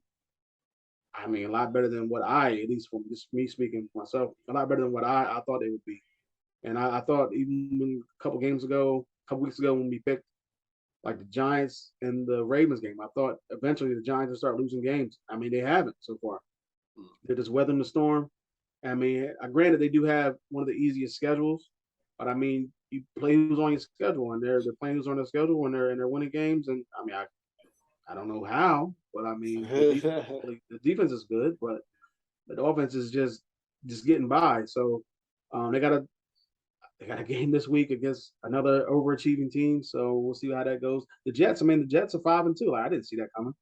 I thought once they went from Flacco, who was putting up yards and numbers, and it looked like Flacco of old putting up numbers, and then I thought once they went to go to Zach Wilson, I thought they would take a step back just because he hasn't been there this whole season and everything. But I mean, the team is still winning games. They won 4 in a row. So, I don't know what's going on there, but hats off to the Jets and to the Giants. And same thing for the Seahawks. Seahawks are playing well as well, are good as well. So, and then you look at the other side of the spectrum, teams like the Packers and the Bucks and I know I picked the Saints to go to the playoffs. The Saints and the 49ers. I mean, these teams are just playing. I mean, they're underachieving. Even you can say the Colts. The Colts have played. I mean, the Colts have had 5 division games in the first 7 games of the season, which is ridiculous to me. They only have 1 team left, and they start out with the Texans and they end off the season with the Texans, which is weird. But according to Corey, they might lose. It's going to get tough for them because they got a lot of games against non-conference opponents or non-division opponents coming up, and I mean it's going to be tough for them. But it's just some of these teams, man. Like the Broncos is another one. Like I didn't think the Broncos were going to make the playoffs. I actually had them finish in last place, and they're proving me right. But I didn't think it'd be this bad. And everybody was so hype about the AFC West. That was going to be the best division in football, the best division we've seen in years, and that division's not that good. I mean, you can say they would beat up on each other and all that, but I mean, the Broncos haven't looked good against any team. Nope. And the Raiders are the Raiders. It is what it is on that situation. But I mean, the best division in football looks like the NFC East. I mean, like I said, granted they have an easy schedule for all these teams, but I mean, you're playing who's on your schedule, man. And the AFC East doesn't look bad either. If Tua doesn't get hurt a couple of those games, and I don't know how the Patriots just lost to the Bears last week, but I mean, whatever. But They I didn't just even want to see. lose. They got punished. I want to see what's going to happen. See what's going to happen with some of these teams, like teams that we've been accustomed to seeing. We've been accustomed to seeing the Packers, or at least the Aaron Rodgers led team, the Bucks, or at least the Tom Brady led team, make a run for the playoffs. And like this year, it seems like there's a changing of the guard with some of these other young teams like Philly and the Giants and Minnesota finally starting to take the reins. Seattle, some of these teams starting to finally. The Rams is another team who looks lost. Yeah. So we're finally starting to see possibly some of these other teams that are trying to step up and take over a down NFC. And the AFC is just pretty much the same two teams for the most part, the Bills and the Chiefs. And then the Bengals starting to pick it back up now, kind of like Ravens.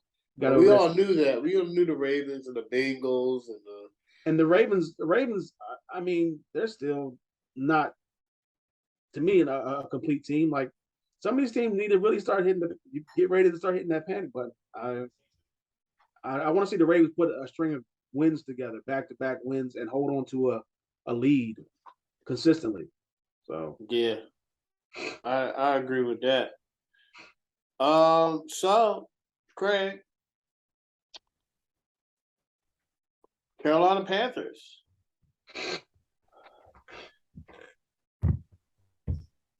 What about? What?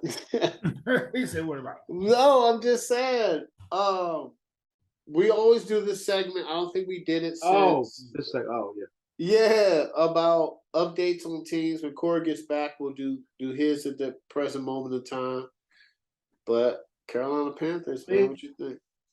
I mean, obviously, I knew the team was going to be bad.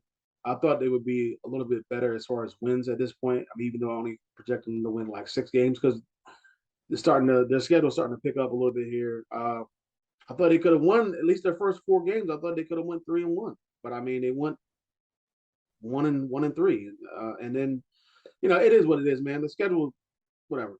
The team is terrible. I didn't think Baker Mayfield was going to play this bad, but I didn't either. Horrible. The one game PJ Walker played, he played better in one game than Baker Mayfield played in any one game this year to me. And that was against a quality opponent. Even though it was at home, it was a quality opponent. Very quality. In like 2 or 3 years, they haven't beaten the Bucks since like I think 2019, maybe 2020. So and they haven't beaten the Bucks at all since Tom Brady's been there, and they demolished them. I know they had a drop touchdown, whatever it is, but at the end of the day, the score was 21-3. So yeah, they won. 2 points is crazy to me. But I mean, it's kind of telling me what this like the defense, when the offense can make plays and keep the other offense off the field, the defense can shine. The defense can play. The defense can ball. It's unfortunate because they're wasting the defense because this was a top 5 defense last year, and right now they're like middle of the pack because their offense can't stay on the field. Their offense is losing time possession. They're not getting good quarterback play. They're not running the ball well. Yeah. So all this stuff hurts the defense to me. Yeah. Which is a reason why I don't think they wanted to trade, because they got offered 2 first-round picks for Brian Burns. They turned it down. Now, you get 2 first-round picks, you're trying to rebuild. But I mean, I understand why they didn't take it, because they're trying to build around the cornerstone on their defense, which is Brian Burns. But obviously, they traded Chris McCaffrey, which we had done the show last week. After they lost to the Rams, I was like, you know what? I don't want to see Chris McCaffrey any more games. I want to see him succeed somewhere, because I'm just getting tired of seeing him getting wasted here with this team. So if we did the show last week, I was going to come on and say that even though I don't want CMC to be traded, you wanted it. You were happy. Better off in a better situation, because this is not it for him. So he was traded. They got a bunch of picks for him. The Rams almost got him too. They were Rams ain't have enough. They say it was between the Rams and San Francisco. Yeah, I don't think no other team really involved. I don't think the Rams had a chance. They don't have enough picks. I think Carolina needed picks, and they got a bunch of picks for Christian McCaffrey, which is what they wanted, and they didn't have a lot of picks in this coming draft. So this is going to help them out. But now DJ Moore supposedly is out there, and Brian Burns' name is still out there, or whatever it is, and it is what it is, man. Like, if they want to blow it up, then blow it up, because there's nothing really for this team. They don't need players, because no player is going to help this team do anything this year, so they need picks. But, I mean, the team is trash. I said they weren't going anywhere before. I just didn't think they would be this bad off on offense. And I also didn't think they would trade Christian McCaffrey, but it is what it is, man. In another 6 weeks when we come back to this again, I'm pretty much probably gonna be the same on this because I don't think they're gonna win too many more games. And hopefully they'll get a quarterback in the first round. Y'all are gonna be CJ Stroud, brother. I think he fits y'all perfectly too. But that's just me. I think he's gonna be. I know the whole Ohio State quarterbacks aren't gonna be good, but I think CJ Stroud is different. I think he's gonna be good. I am glad and happy that they got rid of Matt Rule, which I was looking forward to. So that happened between start of the season and now. So that's good that they got rid of him. So we'll see what happens in the next couple of weeks, but I don't expect much. Yeah. Mo, what you think about your Commanders, man? 2-game winning streak. The Bears dreamt we should have lost. I'll be honest, from a football knowledgeable standpoint, we should have lost the Bears game. Green Bay game. Mm-hmm. And I just got a discussion. I ain't gonna say argument, but I got a discussion with a buddy of mine. They was talking about Wentz and Heineke.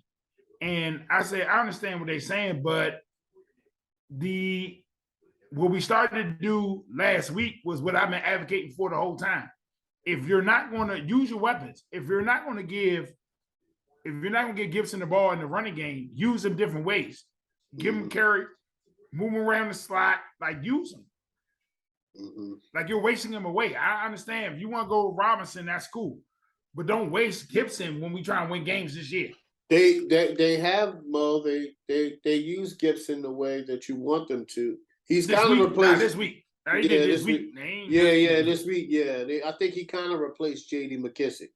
Right. So they listen to you, man. Gotta keep talking, bro. So now, honestly, especially with the move they just made, I think this week is a winnable game.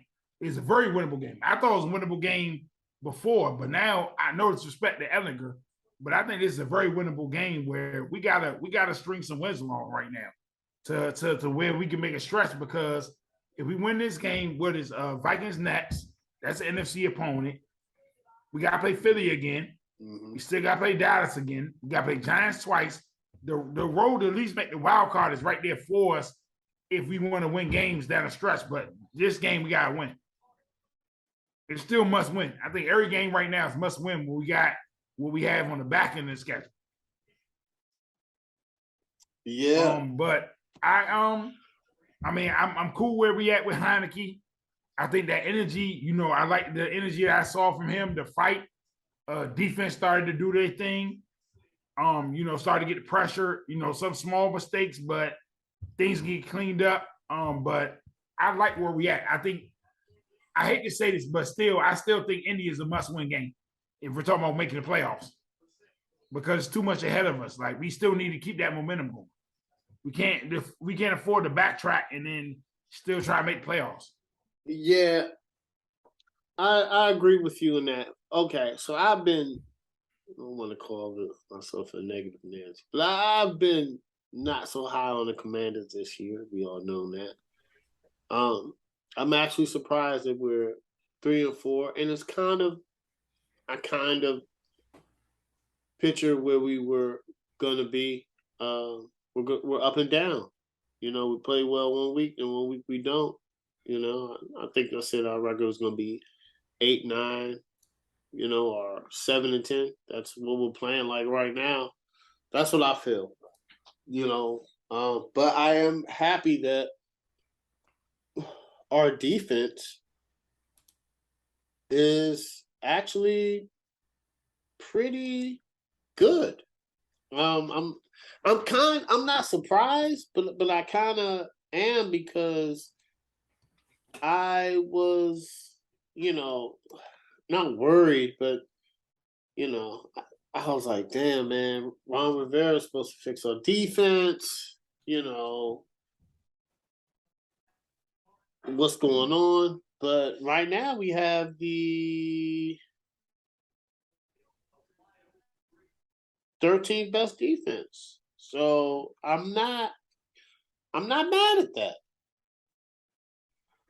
6, 7, 8, 9, 10, 11, 12. Yeah, 13. That to me, that's a win. What the problem with us is, Mo, it starts with the top, and that's Snyder. So until we get that situated, I don't really think we don't know what's going on, man. I mean, listen, Because I hate to say this, but I mean, I know the camera might make you look a little different or whatever.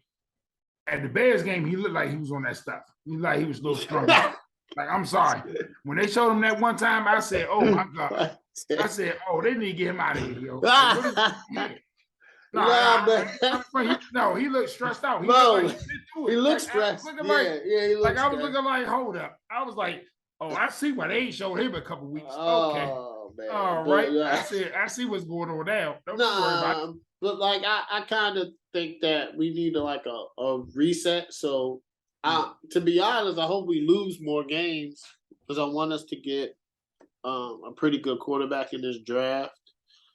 And unfortunately, if I was in charge, the owner would go, and I would hire Ron Rivera would go too. I would probably hire Byron Leftwich, and I would probably draft.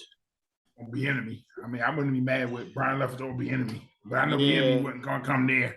I know Andy probably, Andy being in the division, knowing Dane Snyder, knowing people like he do, he probably be like, nope, don't do that. Nah, but it starts off with Snyder. You know what I'm saying? Yeah. So like, if we get a new owner, and I don't even know if it would be, or some people might go defensive if we get a really good quarterback prospect. I was looking at the prospects. We're not going to get C.J. Stroud, but we might be able to get, I think, I forgot his name. Just a good quarterback out of Kentucky or Bryce Young. I know you're talking about Levy. But yeah, Levis or something. Levis. Yeah. So but we'll see. That's just me. And it's not even Byron Leftwich, or you can go maybe somebody like Dan Quinn or what's his name? I don't. They're two hot defensive coordinators right now, but so I don't know. I just think our franchise needs a reset, and it starts at the top. And I don't think we're going to be good until that happens.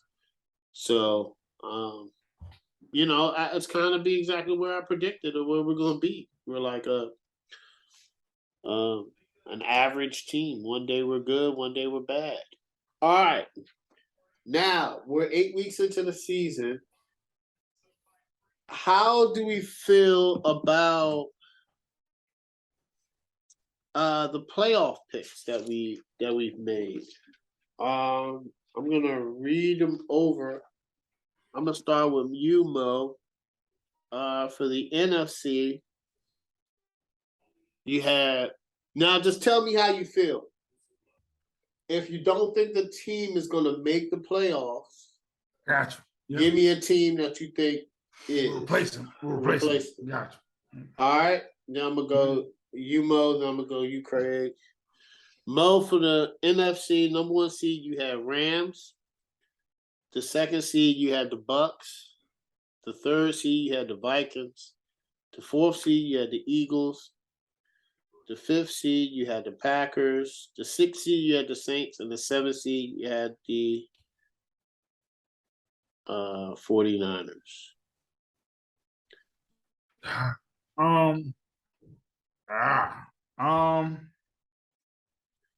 Definitely take Green Bay out right now and go Dallas. And I would take right now, if you talk to me right now, I would take Green Bay out and go Dallas. I would take San Fran out and go New York. Okay. And then after this, I'm gonna ask you, because it says Super Bowl picks. And I'll keep my Super Bowl pick right now. Yeah. Hold on, wait. My bad. Yeah, hold on. Let me do the AFC. Then I got you. I'm gonna ask you. The AFC, you had Buffalo, you had the Bills, Chiefs. Then you had the Colts as the 3rd seed, the Ravens as the 4th seed, the Chargers as the 5th seed, the Bengals as the 6th seed, and the Raiders as the 7th seed. They had the Ravens in there? The Ravens, you had 4th. Okay. And I had the Bengals. 6 And I had who else? You Who had else? the Bills number 1, Chiefs number 2, Colts number 3, Ravens number 4, Chargers number 5, Bengals number 6, Raiders number 7. I would take the Raiders out right now and go Miami. You would keep with the Colts? Yes, I don't believe in Tennessee. I think it might crack. You think? You stand with the Colts? Yeah, I'm gonna stay with the Colts. Oh, okay, okay. Now your Super Bowl picks. You have Buffalo, and who'd you have from the NFC? I think I had Buffalo. Did I have Buffalo versus the Rams, or Buffalo? Yeah, you did. I think you said that first game was a preview. You sticking with Buffalo? I know you got that. That's damn.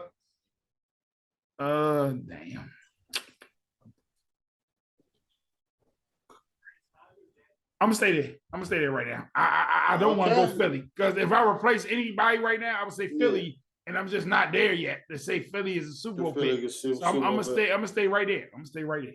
All right, Craig. All right, I'm pretty sure you have yours. Do you have yours up? The ones you picked? Nah, I don't. All right, I got you. The NFC. So we're gonna go down. I'm gonna give you the Super Bowl picks. I'm gonna give you your seedings, right? Mm-hmm. Just tell me which teams you would replace with who you think is gonna go now, and I'm gonna do NFC, AFC, and then tell me, do you still think your Super Bowl picks will go? I think you picked the Bills. No, picked the Bills. I don't know who you picked for NFC. Did you pick the Bucks? I picked the Bucks. Okay. All right. So number 1 seed for the NFC, you have the Rams. 2 is the Bucks. 3 is the Packers. 4 is the Eagles. 5 is the 49ers. 6 is the Saints. 7 is the Vikings. Oh. Okay. No, my list is. I don't know if I want to take out here. I'm definitely taking out the Saints and putting them with I'm putting the Cowboys in somewhere. Okay. I don't know what speed yet, but and I got to put the Giants in there somewhere, but that means the Rams, the Bucks, and the Packers aren't going to make it. I can't, man. It's hard for me not to pick the Packers to stay in because they have Aaron Rodgers. Yeah. I can't bet against Aaron Rodgers, and the 49ers just made a big move getting CMC. That's going to be a waste. But I'm going with I'm taking the 49ers. Rams. Between the Rams and the 49ers to me, it's close. You know what? This is a big game for this week. Give me the 49ers out of there. Oh, and I don't Giants. Know. It's tough. It's tough. It's between the 49ers, the Packers, and the Rams. Yeah. I don't like either one of those teams right now, but I'm just going with the better defenses. I mean, the Rams, and then the other. I don't know, man. That's what I'm going with. Jesus. All right. The AFC, you had the Bills, Chargers, Ravens, Colts, Chiefs, Bengals, Dolphins. I actually like all these teams. Yeah, I'm about to say. Maybe not in their certain spots, like obviously the Chargers coming out, replacing them with the Chiefs. The Colts might have to come out just because they lost both times. Get the Colts out of it. Colts are out. They lost both games to the Titans. And they're not doing too well in the division so far. I think the Dolphins would have been higher if Tua doesn't get hurt. So I like this list, just moving some teams around and getting the Colts out of there and replacing them with the Titans right now. Yeah. All right. You sticking with the Bucks versus the Bills? No, I can't do that. I know the Bills are still there. The Bills are still in it, man. Obviously the easy answer is the Eagles. Uh-huh. But I don't want to say this answer because it's I don't want it to come true because it's going to be crazy pandemonium in the United States. And what? Cowboys. Oh yeah, it'll be crazy. Crazy. Come on, Cowboys. I think once Dak gets back healthy and he's able to do what Dak Prescott has been able to do the last couple of years when he's healthy, I think they'll be fine. The defense is really good. They still got to play the Eagles again. It's between the Eagles and the Cowboys. I'm going Cowboys though. Man, if the Cowboys make it, you're not gonna hear Cowboys the end of Cowboys you're not gonna hear for a long time. Michael Irvin's gonna go crazy. He already picked the Bills before the season started. He picked the Bills and the Cowboys. He picked the Bills to win it though. But if he picks the Bills and Cowboys, that will be a bomb Super Bowl. I ain't gonna lie. It'll be a nice one. But we wouldn't hear the end of Cowboys fans for a long time, brother. Skip Bayless will be on that joint. He's for a long. I mean, Craig, you talking about you hear Skip Bayless and Michael Irvin go off for a long time, bro. I hope it don't happen, but at least 10 years. I can't stick with the Bucks at this point. I mean, maybe in the next 6 weeks, 7 weeks, they'll find a way to turn it around. But the way the offenses look, man, I don't know. I got you. Okay. For me, I had the first seed Tampa Bay Buccaneers. I had the Eagles, the Rams, the Packers, the Vikings, the 49ers, and the Saints. Oof. I'm getting the Saints out of there. And I'm going to put the Cowboys in. And I got the 49ers. I got the Vikings. I think the Packers are gonna go. If it comes down to Craig, I'm gonna be honest. If it comes down to 49ers and the Rams, I'm gonna go 49ers. And I will go Giants, replacing the Rams. I kind of have to. Giants got an easy schedule. The Rams just look like that hangover is hitting them. But so here's the crazy thing about the season. We're saying this now, and then Tampa can go on a 6-game run, or Rams can go on a 4-game winning streak. So this is very interesting right now. Dallas, not saying Dallas, Giants could lose, because I know the Giants are winning. This is the only thing about picking the Giants versus the Rams is right now, the way the Giants are winning, I don't think it's sustainable.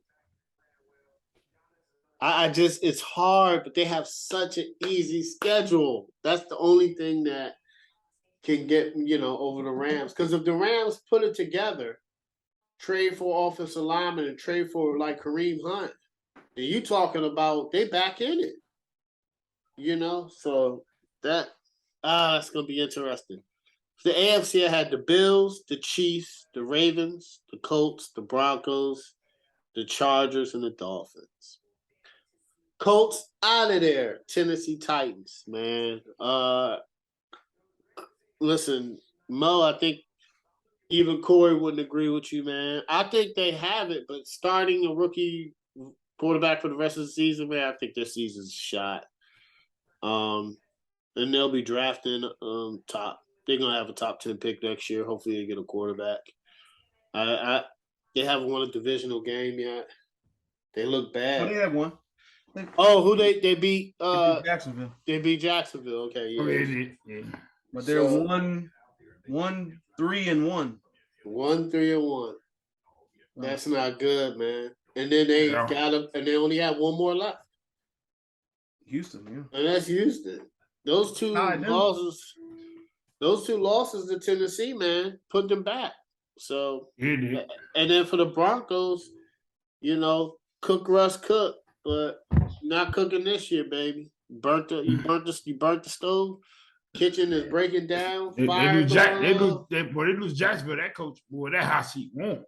Yeah, I mean, they said he's gonna get fired. They said he's gonna get fired if they lose. So that's what they said. They said that if Denver loses to Jacksonville, the coach is gonna get fired. That's right. Yeah. So instead of the Broncos, I'm probably gonna go Bengals. I think Bengals have one of the best defenses. They've been playing good. It looks like they're clicking. Joe Burrow's clicking, and they're gonna be there. So those are my picks. Nobody's picking the Jets, huh? Or the Seahawks. Okay. Nah, you know what? I was watching the Rich Eisen show, and Rich Eisen picked the Jets because he said all they have to do is go 500. And one of his colleagues picked Seattle.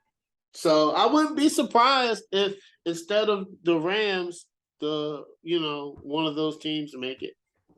It'll be interesting. The Rams, Seahawks, and instead of the Broncos, the Jets. But it's just I think the AFC's too much for the Jets. I don't think Zach Wilson can.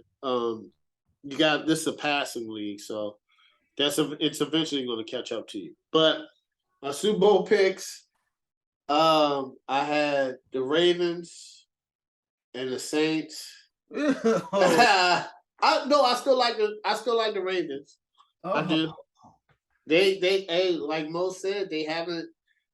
They've beaten. They should be 7-0, to be honest. But it's a fact. It's a fact. But they're not a bad team. They can hold their own in the AFC. That Lamar doesn't throw the interception. They beat the Bill. You know what I'm saying? I'm just saying, like, they're not a terrible team. So the Saints is a bad pick. But I'm gonna go 49ers, man. 49ers. That's what I'm in. Ravens and 49ers. Blackout Super Bowl again. All right. Craig. Breakout fantasy players for week 8. Ooh. I don't even know. I picked whoever's playing the Raiders quarterback for the Saints. I don't even know who that's going to be. I think it might be Jameis. I think so. That's a good pick. I don't think he's kind of limited in practice, but we'll see what happens. But either him or Andy Dalton, I think, can put up numbers against the Raiders defense. The Raiders, according to fantasy pros, give the most points to quarterbacks, so I'm going with them. Running back, I like Raheem Mostert. I think he's starting. That's what I wanted to pick too. Yeah. He started to take over the running back spot. Well, he's been taking over the running back spot from Edmonds. Is that who it was? Edmonds? Yep. So Chase Edmonds, yeah. Yeah, and they're playing the Lions. The Lions can't stop anybody on the ground. So and also Mostert, sometimes he gets involved in the passing game as well. And now they got Tua back, so it's only going to make his job a lot more easier. Wide receiver was kind of torn. I picked Tyler Lockett, but I switched it to DJ Moore just because the Falcons are the worst against the pass. Yeah. Or they give it the most points to wide receivers, and they finally let PJ Walker throw the ball instead of throwing it to Christian McCaffrey. Obviously, no Christian McCaffrey, so he was able to find DJ Moore a lot. There's also no Robbie Anderson, who I forgot to mention in my discussing. Getting traded. So it's DJ Moore pretty much, and they have some young wide receivers as well. So hopefully they can get those guys involved more. But yeah, I like DJ Moore this week. My tight end, I don't even know. I did like a random wheel generator. Yeah. It came up to Mike Gesicki. I don't even know why I picked him. I think he might have a touchdown in there. I don't know if he's even going to be on the squad. Oh yeah, he is. Trade deadline's not until the 1st. Yeah. But I don't know why they want to trade him. I think he's solid. I don't know why. Yeah, I don't think they're gonna. I don't know. I think he's a solid. There's been talk about it. So I mean, but I do like Mike Gesicki, but I don't like him like that. But I mean, the Lions do give up a lot of points to tight ends, so we'll see. And my defense, I got the Jags. The Broncos' offense is horrible right now. They don't have their top quarterback. They don't have their top running back. I don't even know what they're doing at running back. The quarterback is not good. And I mean, they're obviously their defense is good, but I think the Jags, who have lost 4 games in a row, can make some stops against this Broncos offense. So that's my outside the top 10. Yeah. Mo, what about your breakout fantasy players for week 8? Quarterback. I'm gonna go Dak. I think Dak might come out, have a showcase against the Bears. I think the pressure on him. I know it sounds familiar, but I'm gonna go with Dak. Running back. Hey, listen, I'm gonna be a homer until he have a breakout game until we really do something with him. I'm gonna go Gibson. I think Gibson might do something against the Colts. I think we might try to use him more, have him going. That's a good pick. Wide receiver, I'm gonna go Devontae Smith. I'm gonna go McLaurin and possibly Samuels, either one. But I think Devontae Smith might have a good game. Eventually, he might break out as people start to look at AJ Brown and start to double him or figure it out. I think Smith might start to break loose. Tight end, I'm gonna keep saying him until he on my fantasy. I'm gonna keep saying him until he do something. The tight end from the Pittsburgh Steelers. Oh yeah, Pat from Move. Yeah, because I got what's name on my fantasy, but he hurt now. I got Pitts on my fantasy. He ain't been doing nothing this year, but he hurt now, so I don't know. You know what I'm saying? Yeah. And then defense, I'm gonna go the Jets. The Jets defense against New England. I think with them rotating these quarterbacks and not knowing what the offense is doing, I think the Jets can have a good day. All right. Craig, you had a good pick for the quarterback. But for my quarterback, I think I'm probably gonna go same thing, man. Jameis Winston or Andy Dalton. I think the Raiders' defense is crazy, and I think that's going to be one of the games. I wish I would have put that on. I think that game is going to be exciting and fun, and it's the Saints suck, but they always give you a good game. I'll tell you that much. Yeah, so it's going to be explosive. I was excited for the Thursday. Yeah, it was Thursday night. Saints and Cardinals. Yeah, what was that? That was last Thursday. Yeah, I'm saying it was good. It was good TV. It was a good Thursday night game. We haven't seen that in a minute. You know what I'm saying? It's not 12-7.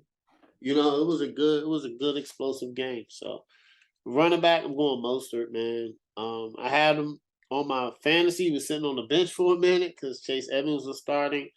But I mean, he's a heck of a running back, and Detroit defense sucks. Their Detroit defense is terrible. For a receiver, I'm going to go Olave.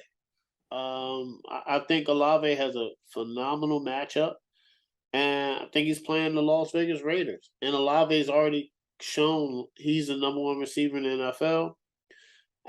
They may be getting Landry back. I know Michael Thomas hasn't practiced, but I'm still starting Olave. Tight ends, I'm going to probably Arizona has a bad defense. I'm gonna go Irv Smith Jr. out of Minnesota. I think he has a good game. Tight ends are very they just haven't really been having a good year this year. So tight end fantasy tight ends are hard to pick. So they are, man. I'm gonna be honest with you, man. It's a hit on. If you don't have a good tight end in fantasy, it's like okay. You know, they're just hard to pick, man. They have good games and bad games. Defense, I'm gonna go. I have them right now. I'm gonna drop the Patriots defense because I don't think they know what's going on. But the Commanders defense in Indianapolis, I think Indianapolis offense is bad, and even with Sam Ellinger in there, I don't think they're gonna be a good offense. And the Commanders, like I just said, the Commanders got a top 13 defense. So, they're a sleeper pick if you want to pick them. So, those are my breakout fantasy. All right, guys. You know what time it is. It's my favorite point of the show. Wow. Boom, boom. I got to make some theme music for it, man. I'm telling you, I got to get on GarageBand, guys. I got to light this joint up. Who you got? Craig, I'm going to start with you. Thursday night. Ravens versus Bucks. Tom versus Lamar. Who you got? Man. Okay. I don't know, man. Coaching, I'm going hardball, so I'm not even going to waste time on that. Offense. Offense. I guess I'm gonna go with the Ravens just because the offense seems to be clicking a lot more, even though like there's no wide receiver help for Lamar, but they have Lamar who's electric. The running game just seems that like you never know who's going to be at running back because the running backs keep getting hurt. Dobbins is back on the IR again. Drake had a good game 2 weeks ago. Gus Edwards came in last. Mm-hmm. So I mean, the only reliable person on that offense besides Lamar is Andrews, and Andrews had a terrible game last week. So I mean, I don't even know anymore. But I can't take the Bucks offense because they just look disoriented. They look like they don't even want to be there. They can't even put up. The last 3 weeks, the most points they put up is 21, and that was to the Falcons. I mean, they can't even put up points. Like the points have gone down the last 3 weeks, 21, 18 to 3. I think they'll put up more than 3 points. They'll be at home, but man, that offense just looks horrible. Tom Brady he's got some personal stuff going on. He doesn't look like he wants to be there. It's a mess. Defense, I mean, I guess by default, I'm gonna have to go with. I don't even, man, but I guess I'm gonna pick the Bucks just because on paper the defense is better. But man, like their defense is terrible as well. Mm-hmm. The Ravens just can't stop as far as they haven't won more than one game where they win, lose, win, lose, win. So just going by that, they should lose this game. But I mean, I don't know. I just can't trust the Bucks right now, which is kind of weird to say because they've just been since they got Tom Brady, they've been dominant for the most part. This is a tough game to pick because I don't trust either one of these teams right now. But if I had to pick a team, I'm going with the Ravens. Yeah, say it. Yeah. I'm going with the Ravens on the road. I think the Bucks can win this game because they're and the Ravens, like I said, they haven't won 2 games in a row the whole season. But the Bucks just look terrible on offense. They just don't look like they're interested. They're not being there. They're not focused. A lot of stuff going on, and this doesn't help anything that they're having to play. They need to play a bad team right now. And I mean, then again, I can't say that because they played a bad team last week and they lost. So it's fortunate for them right now. They get 3 games at home in a row. 2 games in a row and the other games in London. So maybe they need to just get out of the United States for a little while. But I don't know, man. I'm going with the Ravens 27 to 21. Mo, Ravens versus Bucks. Who you got? Coach, let's Harbaugh. Let's just go ahead and end that there. Ain't no need to go in a conversation. Offense right now, I'm going off of right now. Who's playing better? Who looks better offensively? I'm gonna go Ravens. I think Tampa Bay has the better pieces, but if you're talking about who's doing what right now, like who's playing well right now, I'm gonna go Baltimore. Defense, I'm gonna go Tampa. I mean, Ravens haven't been able to stop nobody when it matters.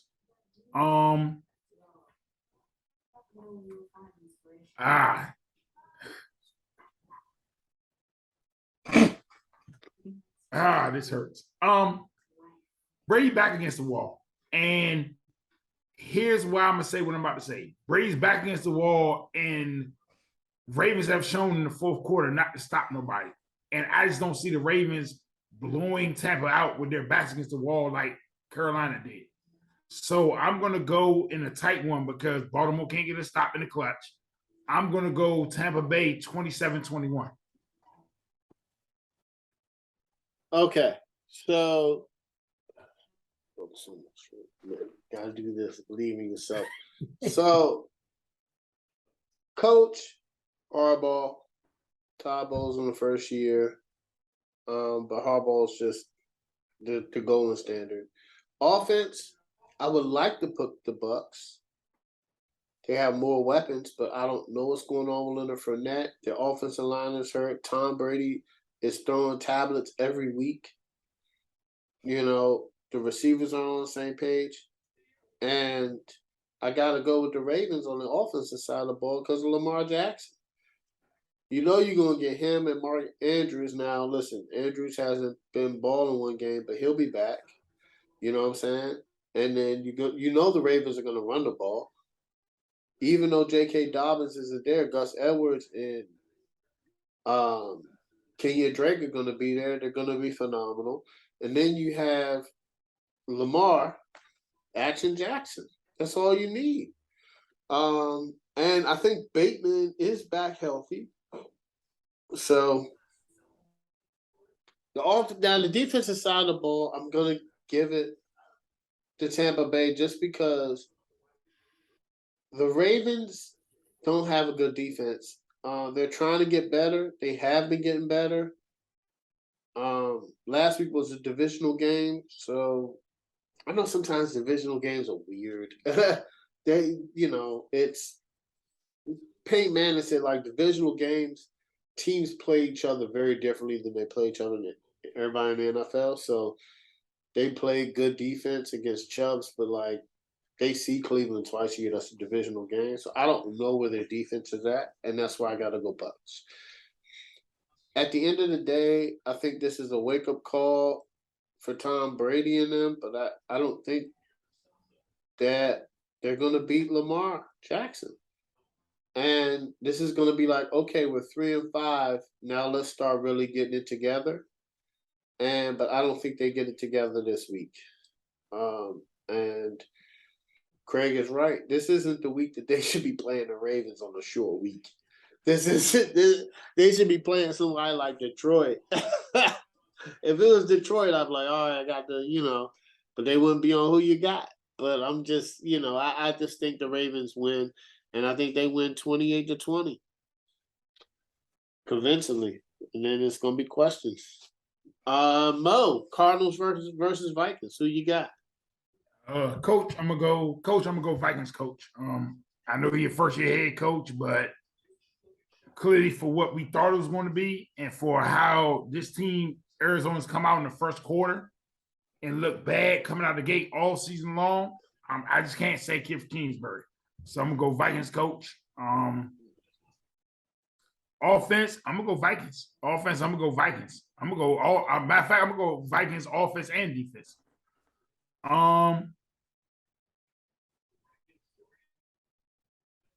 For Vikings to make I think this is going to be Vikings to make a statement that we're not to be played with. I think this would be a terrible loss for the Vikings. Even if they lost this game, I still would put them for the division. But I think if you're trying to make a statement that we're a threat in the NFC, period, not just the division, but period, this is a huge bad loss. You cannot lose this game. So I'm gonna go Vikings. Man, I'm gonna go Vikings. Just give Arizona respect because now they got what's name came back. D-Hop. D-Hop came back. I'm gonna give them respect. I'm gonna say Vikings in the shootout, 35-28. All right, Cardinals versus Vikings. Who you got? Coach, I gotta go Kevin O'Connell, coach of the Vikings. I think they're off to a 5-1 start. Shout out to Mo. Mo predicted the Vikings to win the division and have a better record than Green Bay. He said it. Colin Cowherd said the same thing about the Vikings. So they're off to a good start. And that starts with the head coach. So I got to give the coaching to the Vikings. Offensive side, I got to go to the Vikings. Even though D-Hop is back and they do have Zach Ertz, and I think James Conner's back, and they have Kyle Murray, I just think that Justin Jefferson, Irv Smith Jr., Adam Thielen, Dalvin Cook, Kirk Cousins, I just think their offense is clicking. And I got to give the edge to them. Even though the Cardinals are a little bit more flashy, I just think, Now, if they would have had D-Hop the whole year, that might be something different. But I got to give the edge to the Vikings on the offensive side of the ball. Defense, I looked up the stats. Arizona has actually a better defense than the Vikings, but their both defenses aren't as good. So I'm going to give their edge in defense to Arizona. I got to go with on paper. But I think this is going to be a shootout, like Mo said. I think this is going to be one of those games where it was like New Orleans versus the Cardinals, where it's going to be like, man, the score is, 42-35. But I think it's going to be a shootout, and it's going to be a close game decided by a field goal. I got Vikings winning 35-31. Craig, Cardinals versus Vikings. Who you got? Coaching, I can't pick Kingsbury, so I'm going O'Connell. Kingsbury's terrible. The offensive side, this is tough. This is tough because even though the offense hasn't been played well by the Cardinals, like they still have Kyler Murray who can make plays. They're getting D-Hop back, or they got D-Hop back. Mm-hmm. They have Zach Ertz. Rondell Moore hasn't really. I mean, whatever. I think he hasn't been healthy. Yeah, they got Anderson. They just traded for Robbie Anderson. Benjamin he played well last week in spell of Connor. So I mean the offense is looking good, but I'm going slightly with the Vikings. They're coming off a bye week, and they still have obviously Jefferson. You name everybody. They haven't run the ball as well though this season, but they should be able to run the ball against Arizona. As far as the defense goes, on paper, Minnesota's defense looks really good. They just haven't really been able to put it all together, except for the first week when they played Green Bay. Other than that, the last 4 games that they've won, it's all been nail biters, which seems like their MO because they did it last season as well. So maybe that's what they like. But I don't like the defense of Arizona as much. I think they can put it together sometimes, but a lot of times they're just not there. So, and they lost a lot of pieces as well. But I'm going Minnesota's defense. In this game, crazy thing is that Minnesota has not scored 30 points this season in a game, which is wild to me because it seems like with that talent and the pieces that they have, they should be able to score 30 points easily. But they haven't, and Kirk Cousins just hasn't. Kirk Cousins, it's like he starts out the season slow and he picks it up later on. He did it last year. I don't know why, but it seems like, and that year, I don't know if it was last year or the year before last when they had Diggs, when he got called out. It was the year before last. Yeah. He got called out by Diggs and Thielen for not throwing the ball or not doing it. Like it just wasn't, the offense wasn't ran well. Yeah. Now they're 5-1, and I think they traded Diggs, didn't they, because of that? Well, yeah. And now people are looking at this team as the Super Bowl contender, possibly. So we'll see what happens. But I think if Minnesota's going to score 30 points, they couldn't do it against the Lions or the Saints. But if they're going to score 30 points, it's going to happen in this game because, I mean, who can't score 30 points? Well, the Panthers can't. But I'm going – they can't, man. I'm going 33. Panthers can't either. Don't worry about it. 33. They'll see him in a few weeks. We'll see what they can do. 33-28. Oh no, they don't. I'm sorry, the Vikings do. 33-28. I'm going Minnesota. All right, cool. Craig. Yeah. Oh wait. You did Cardinals versus Vikings. I guess I'm on the Patriots versus the Jets. Mm-hmm. All right, Coach. I mean, this is pretty easy one, and I mean, come on, everybody knows the answer to this. Robert Saleh. It's not Belichick. I'm not going Bill Belichick on this one. He's been terrible. He's been terrible this year, man. The decisions he's making, I don't know, man. Listen, that finding Tom Brady is a once in a lifetime thing. I think he should not give up. But, I think he should listen to football people. I don't think he should have benched Mac Jones. Zappy's good, but I think he's a great backup. I don't think he's a starter in the NFL. You go with Zappy, you're picking top pick of the draft. I think Mac Jones is a quality starter quarterback. I've always said that. I just think, he's a Jimmy Garoppolo. He's that guy that's you got everything around him. You don't have to worry about the quarterback position. So he's in his second year, so he's just been making crazy decisions this year. So I don't know what Belichick is doing. So I gotta give it to Robert Salah and look at the Jets. Look what the Jets are doing, man. The Jets are 5-2. You know, so I gotta give it to Robert Salah. Offensive, I gotta give it to the Jets. You know, even though they lost Bryce Hall for the year, they traded for James Robinson, who's gonna come in and ball out. He's gonna come in and ball out, and he fits the deep. The only thing you have to worry about is Zach Wilson. Craig has said it earlier. I've mentioned it.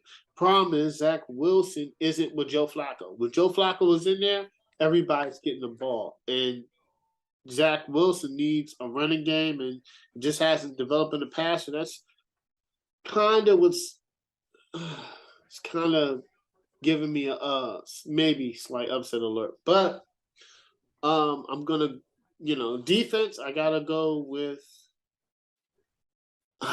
This is a very interesting one because defense. I gotta.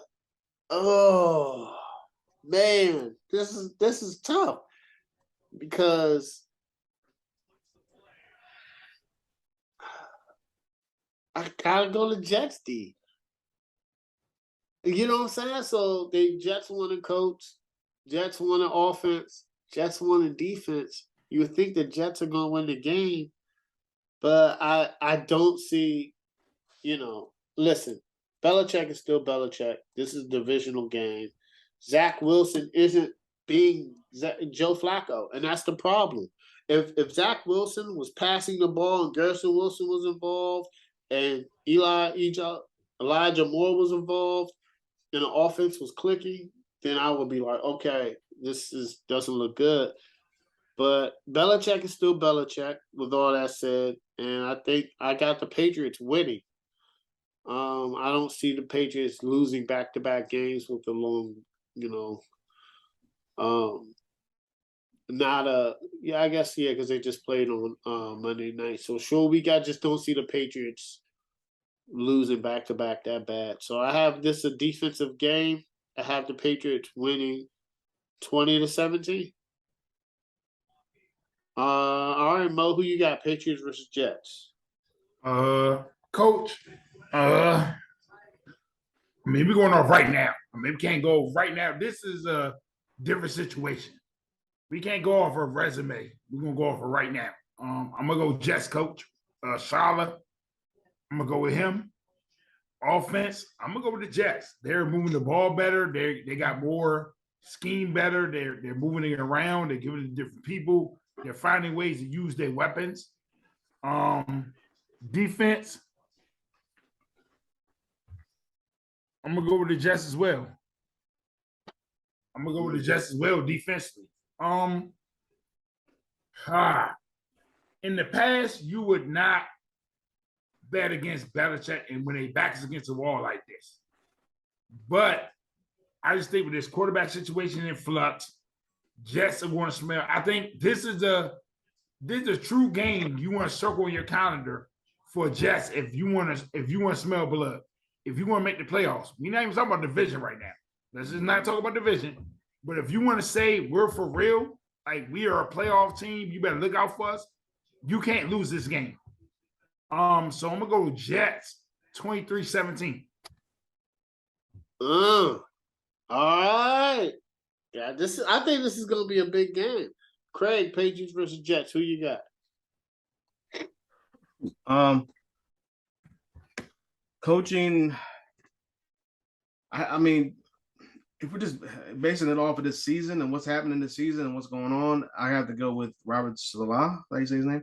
I'm going with him. Yeah, Robert Salah. I think he's the job. I didn't see for the most part. Majority of the people didn't see the Jets at 5-2. They won 4 games in a row. I think they've gotten lucky because they played ripping for the Broncos. They played a Steelers team they don't even know what's going on there with Trubisky and Pickett. And they played the Dolphins with, it was supposed to be Bridgewater, and it turned out to be, I don't even know, Skylar Thompson or whatever his name was. So that's 3 wins right there out of the 4. Now, granted, the one game that they did win was against the Packers in Green Bay, which is hard to do. So I will give them credit for that. So their offense. Yeah, they did not play Tua or Bridgewater. You're right. So but their offense over the Patriots, I had to give it to the Jets. I think they played some tough defenses here the last 4 weeks. But they've been able to weather that storm and make enough plays to win the games. The offense just doesn't look the same, like big play wise and chunk plays down the field as it did the first 2 games when they had Flacco. I know they lost the first game to the Ravens, but Flacco still had 300 yards in that game. And they beat in the second week they beat the Browns. So I think I'm trying to figure out why. I thought it might take a little while, but it's taking a little bit longer than I thought it was going to. And then you got Elijah Moore saying he wanted to get traded and all this other stuff.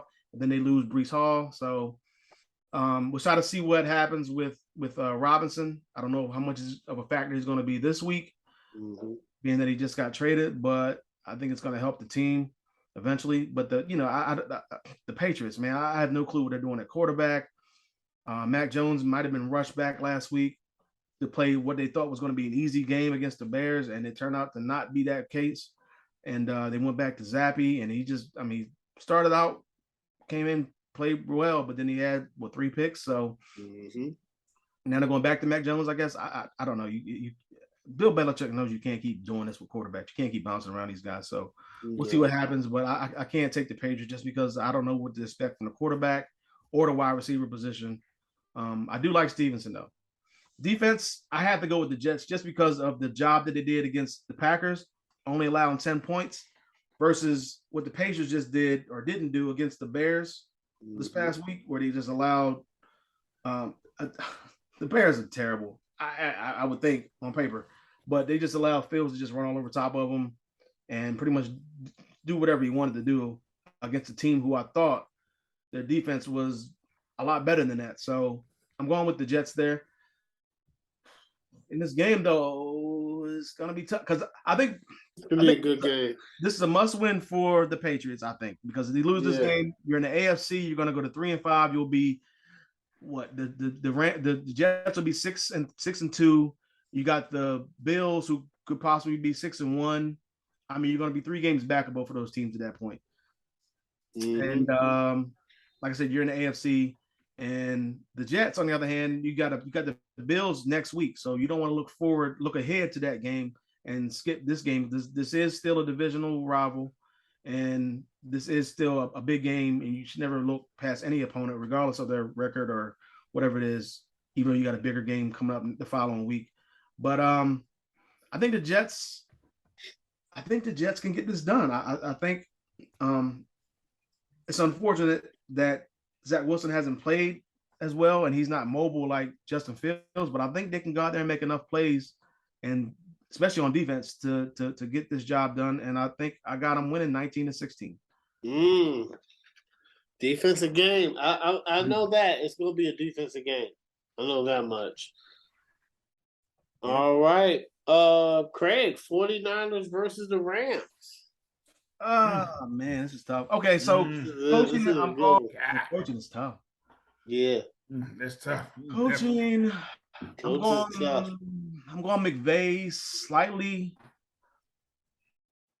I think I'm sticking with Sean McVay. I don't even know why. Just because I think they both pretty much done a subpar job to me so far this season.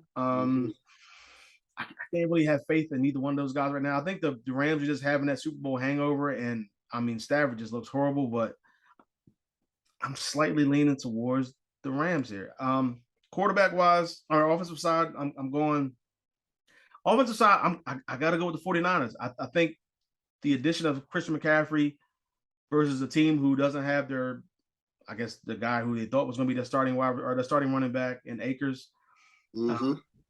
They still they have the better wide receiver in Cup, but I mean that's pretty much all they have. They throw the ball to Cup, I don't know how many times, like 15 times a game or something. It seems like, and they have Higbee as well, but he's a tight end. He's not out there pass catching every single time. So other than Cup, I mean, if you double team him, who else is going to beat you? Like you have to make somebody else on that offensive side beat you. And I mean, Stafford hasn't shown that he can do that so far this year. And they have Allen Robinson, but what has he done? Nothing. I think Debo Samuel, Brandon Ayuk, obviously Chris McCaffrey, and George Kittle. They have 4 guys right there that they can rely on. And I'm looking forward to see what that offense does. I'm looking forward more to see what Christian McCaffrey does with the full week of practice with his new team.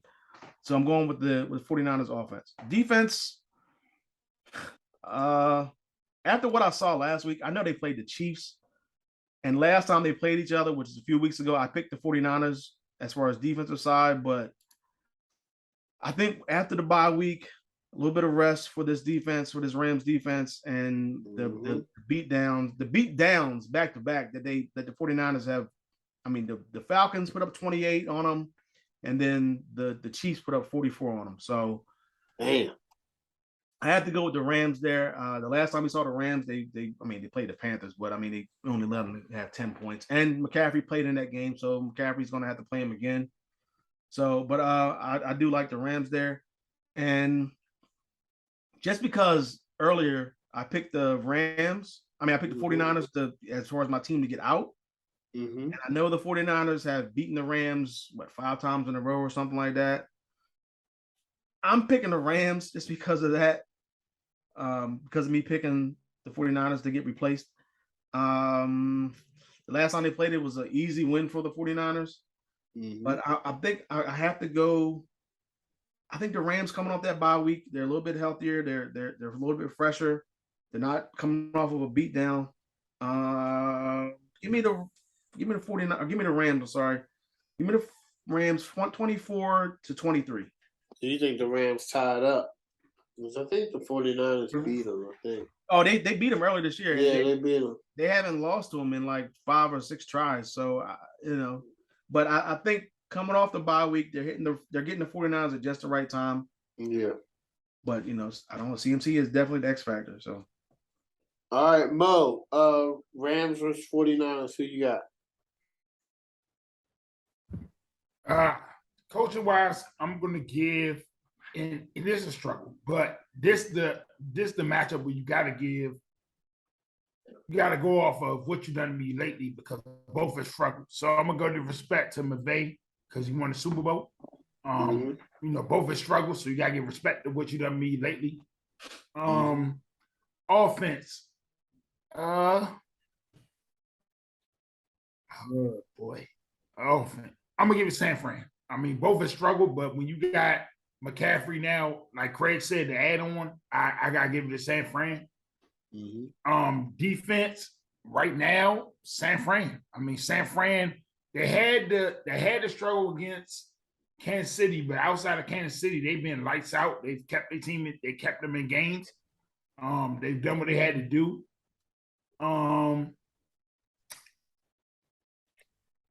This is a tough one. I don't like the Rams right now. If you look at it, if they don't make the adjustment that they did when the first time they played in San Francisco, when Stafford was just all Cooper Kupp, and didn't go to the second read, they're gonna be in trouble. I just don't see Cooper Kupp killing San Francisco by itself. They don't have a running game, and I don't see Cooper Kupp just dominating San Francisco by itself. So because of that factor, until I see something different, I'm gonna go San Francisco. I'm gonna go San Francisco. I'm gonna give more respect to them. I'm gonna go San Francisco because the division game closer, but I'm gonna go San Francisco 23-17. All right. This is an interesting game when I looked at it. It's the coaching. Man, I gotta go with. This is hard because if we're basing it on, what have you done for me lately? They both have the same record. Well, Rams are 3-3, 49ers are 3-4. But I just coaching. I gotta go with. Oh man, this is a tough one because they're both like come from the same system. They're both great coaches. They were both in the NFC Championship last year. One just won a Super Bowl. But right now, as far as coaching, I'm probably gonna go Shanahan. I think you just gotta give him the edge. He lost his starting quarterback for the year. He's dealt with injuries. They just traded for CMC, so um, I I think that San Francisco right now is probably is the better coach team right now. Man, I wish this matchup was a little bit later in the year. I will maybe see them again if they play in the playoffs, but I don't know. Um, Offense, I gotta go with. I like you said, Allen Robinson. I don't know what's going on. I just don't think him and Stafford are on the same page, and I don't think it was an easy transition for him.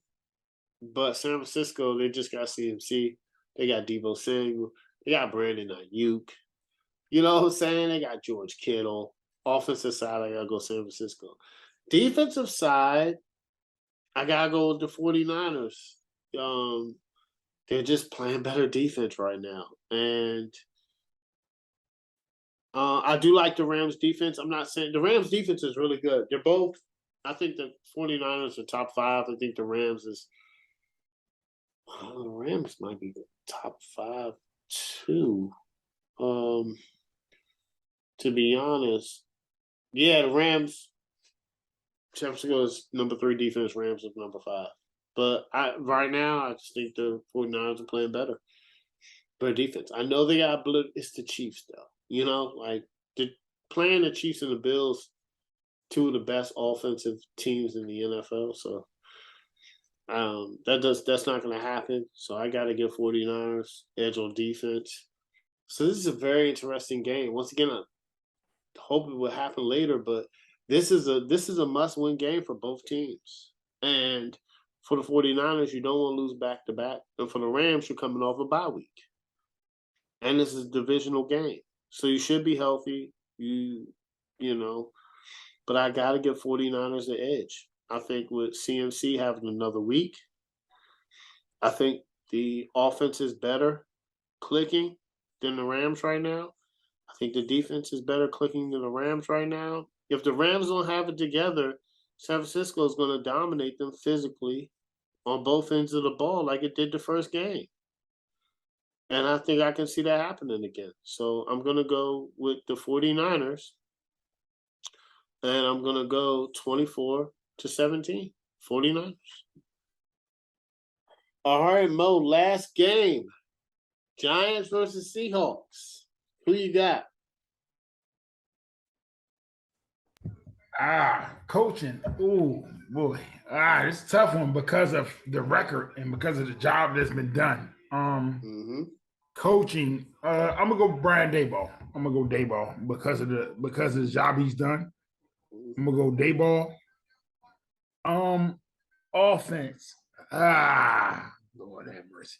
Offense. It's only because of the DK Metcalf injury. And I think Penny got hurt too. I'm gonna go Giants only because of those injuries. Giants got, Seattle got some recent injuries. Defense. I'm gonna go Seattle.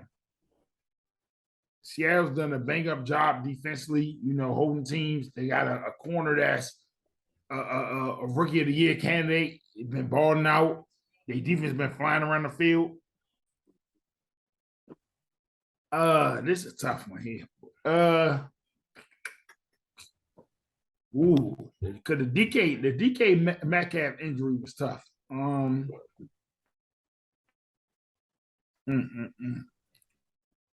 Listen, I'm gonna go with upset. No, above that.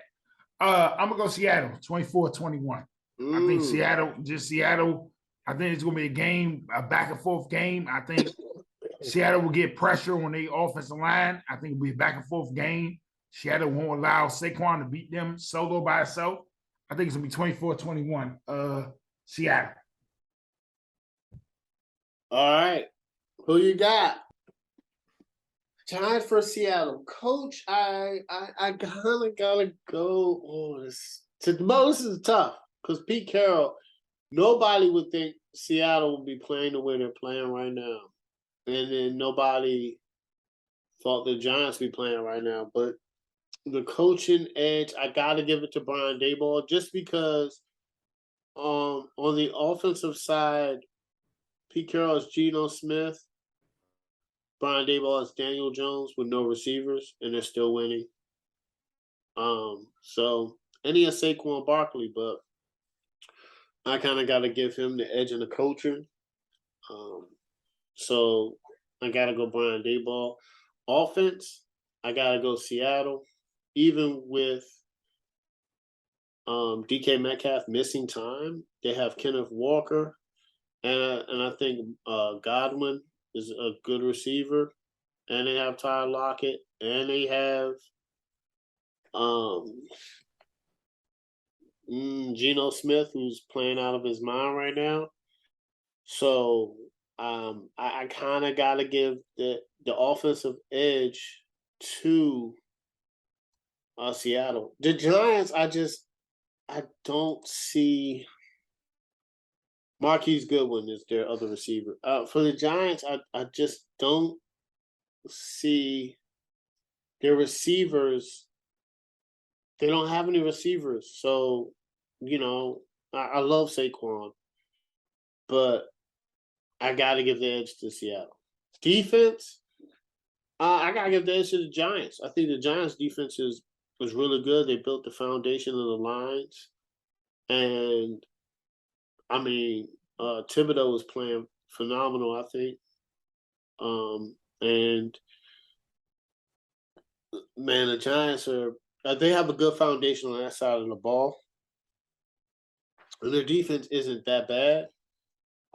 As far as Seattle's defense, I know they got pieces, but their defense is not good at all. But I think the Giants' defense is a lot better than them. So I got to give the edge to the Giants. I think this is going to be the Giants' first test. I think Mo's, right. I think that Seattle is just going to edge them out. And I think that because Seattle's better on the offensive side of the ball, and I think that to keep up with Seattle, Daniel Jones is going to have to make some passes, and I don't think the Giants' offensive receivers are equipped with that. So I'm going to give the edge. I'm going to give the Seahawks 28-20. All right, Craig, who you got? Coach, I'm going with Brian Daboll. I just think the job is close. I think the job that he's done, and the team is 6-1. And I mean, I didn't expect this out of either one of these teams. I did think the Giants would have a better record, but I mean, not starting out the season 6-1. So I got to go with them. Offensive side, I'm going with the Seahawks. I think even though they lost Penny, they lost Penny, and they probably won't have DK Metcalf this week. Doesn't look like he's going to play. So, but Geno Smith got him as my comeback player of the year. I think he's balling. Kenneth Walker, if he continues on the path that he's going, the trajectory, he could be my offensive rookie of the year. They have Lockett, so maybe Lockett will get a little bit more looks. But I mean, Lockett versus, I don't even know who the wide receivers are. I guess Darius Slayton for the Giants. I mean, no, it's not even no. And so I forgot the other guy's name. They got some no names. They got, I don't know, Anyway, they got some bums. But I do like Saquon for the Giants. Obviously, he's having a resurgence year. He could be comeback player of the year. So he's balling out. Wayndale Robinson, great. Yeah, okay. I'm gonna pick him up. Yeah. He wasn't even supposed to be there. It's supposed to be Tony or Galladay. Whatever. So Daniel Jones hasn't. He's not putting up big numbers, but he's pretty much just doing his job as like a manager, and he's just not turning the ball over like he has been. The offensive line looks a lot better, but I'm going Seattle. I like the way the offense has been playing this year, able to put up points. And what they did last week against the Chargers. I mean, it's crazy. Mm-hmm. Defensive side, I'm going with the Giants. The Giants have been consistent on defense. Like they've given up. I don't know. I think the most points they've given up is 23, and that was the loss to the Cowboys. So they haven't given up more than 23 points a game. Every game they're in, like that's the largest margin of victory is 8 points, and that was against the Bears. So they're in every game. The defense is keeping them in games. The defense is making stops when they need to make stops, like against the Ravens, against the Packers. So and versus Seattle's defense, I mean, even last week against the Chargers, it was a big win, big road win. The defense played well, but I mean they're still giving up a lot. Like they gave up 45 to the Lions. And I know that was a few weeks ago, but still, I had to take it into consideration. And they gave up 32 to the Saints. So I'm going with the Giants. This game, I think it's gonna be a good game. Like I'm looking forward to this game more than I am looking forward to the 49ers Rams game. Yeah, it's gonna be a big game. Slightly. Because I want to see what the Giants can do. The Giants have had they played some tough teams so far this year.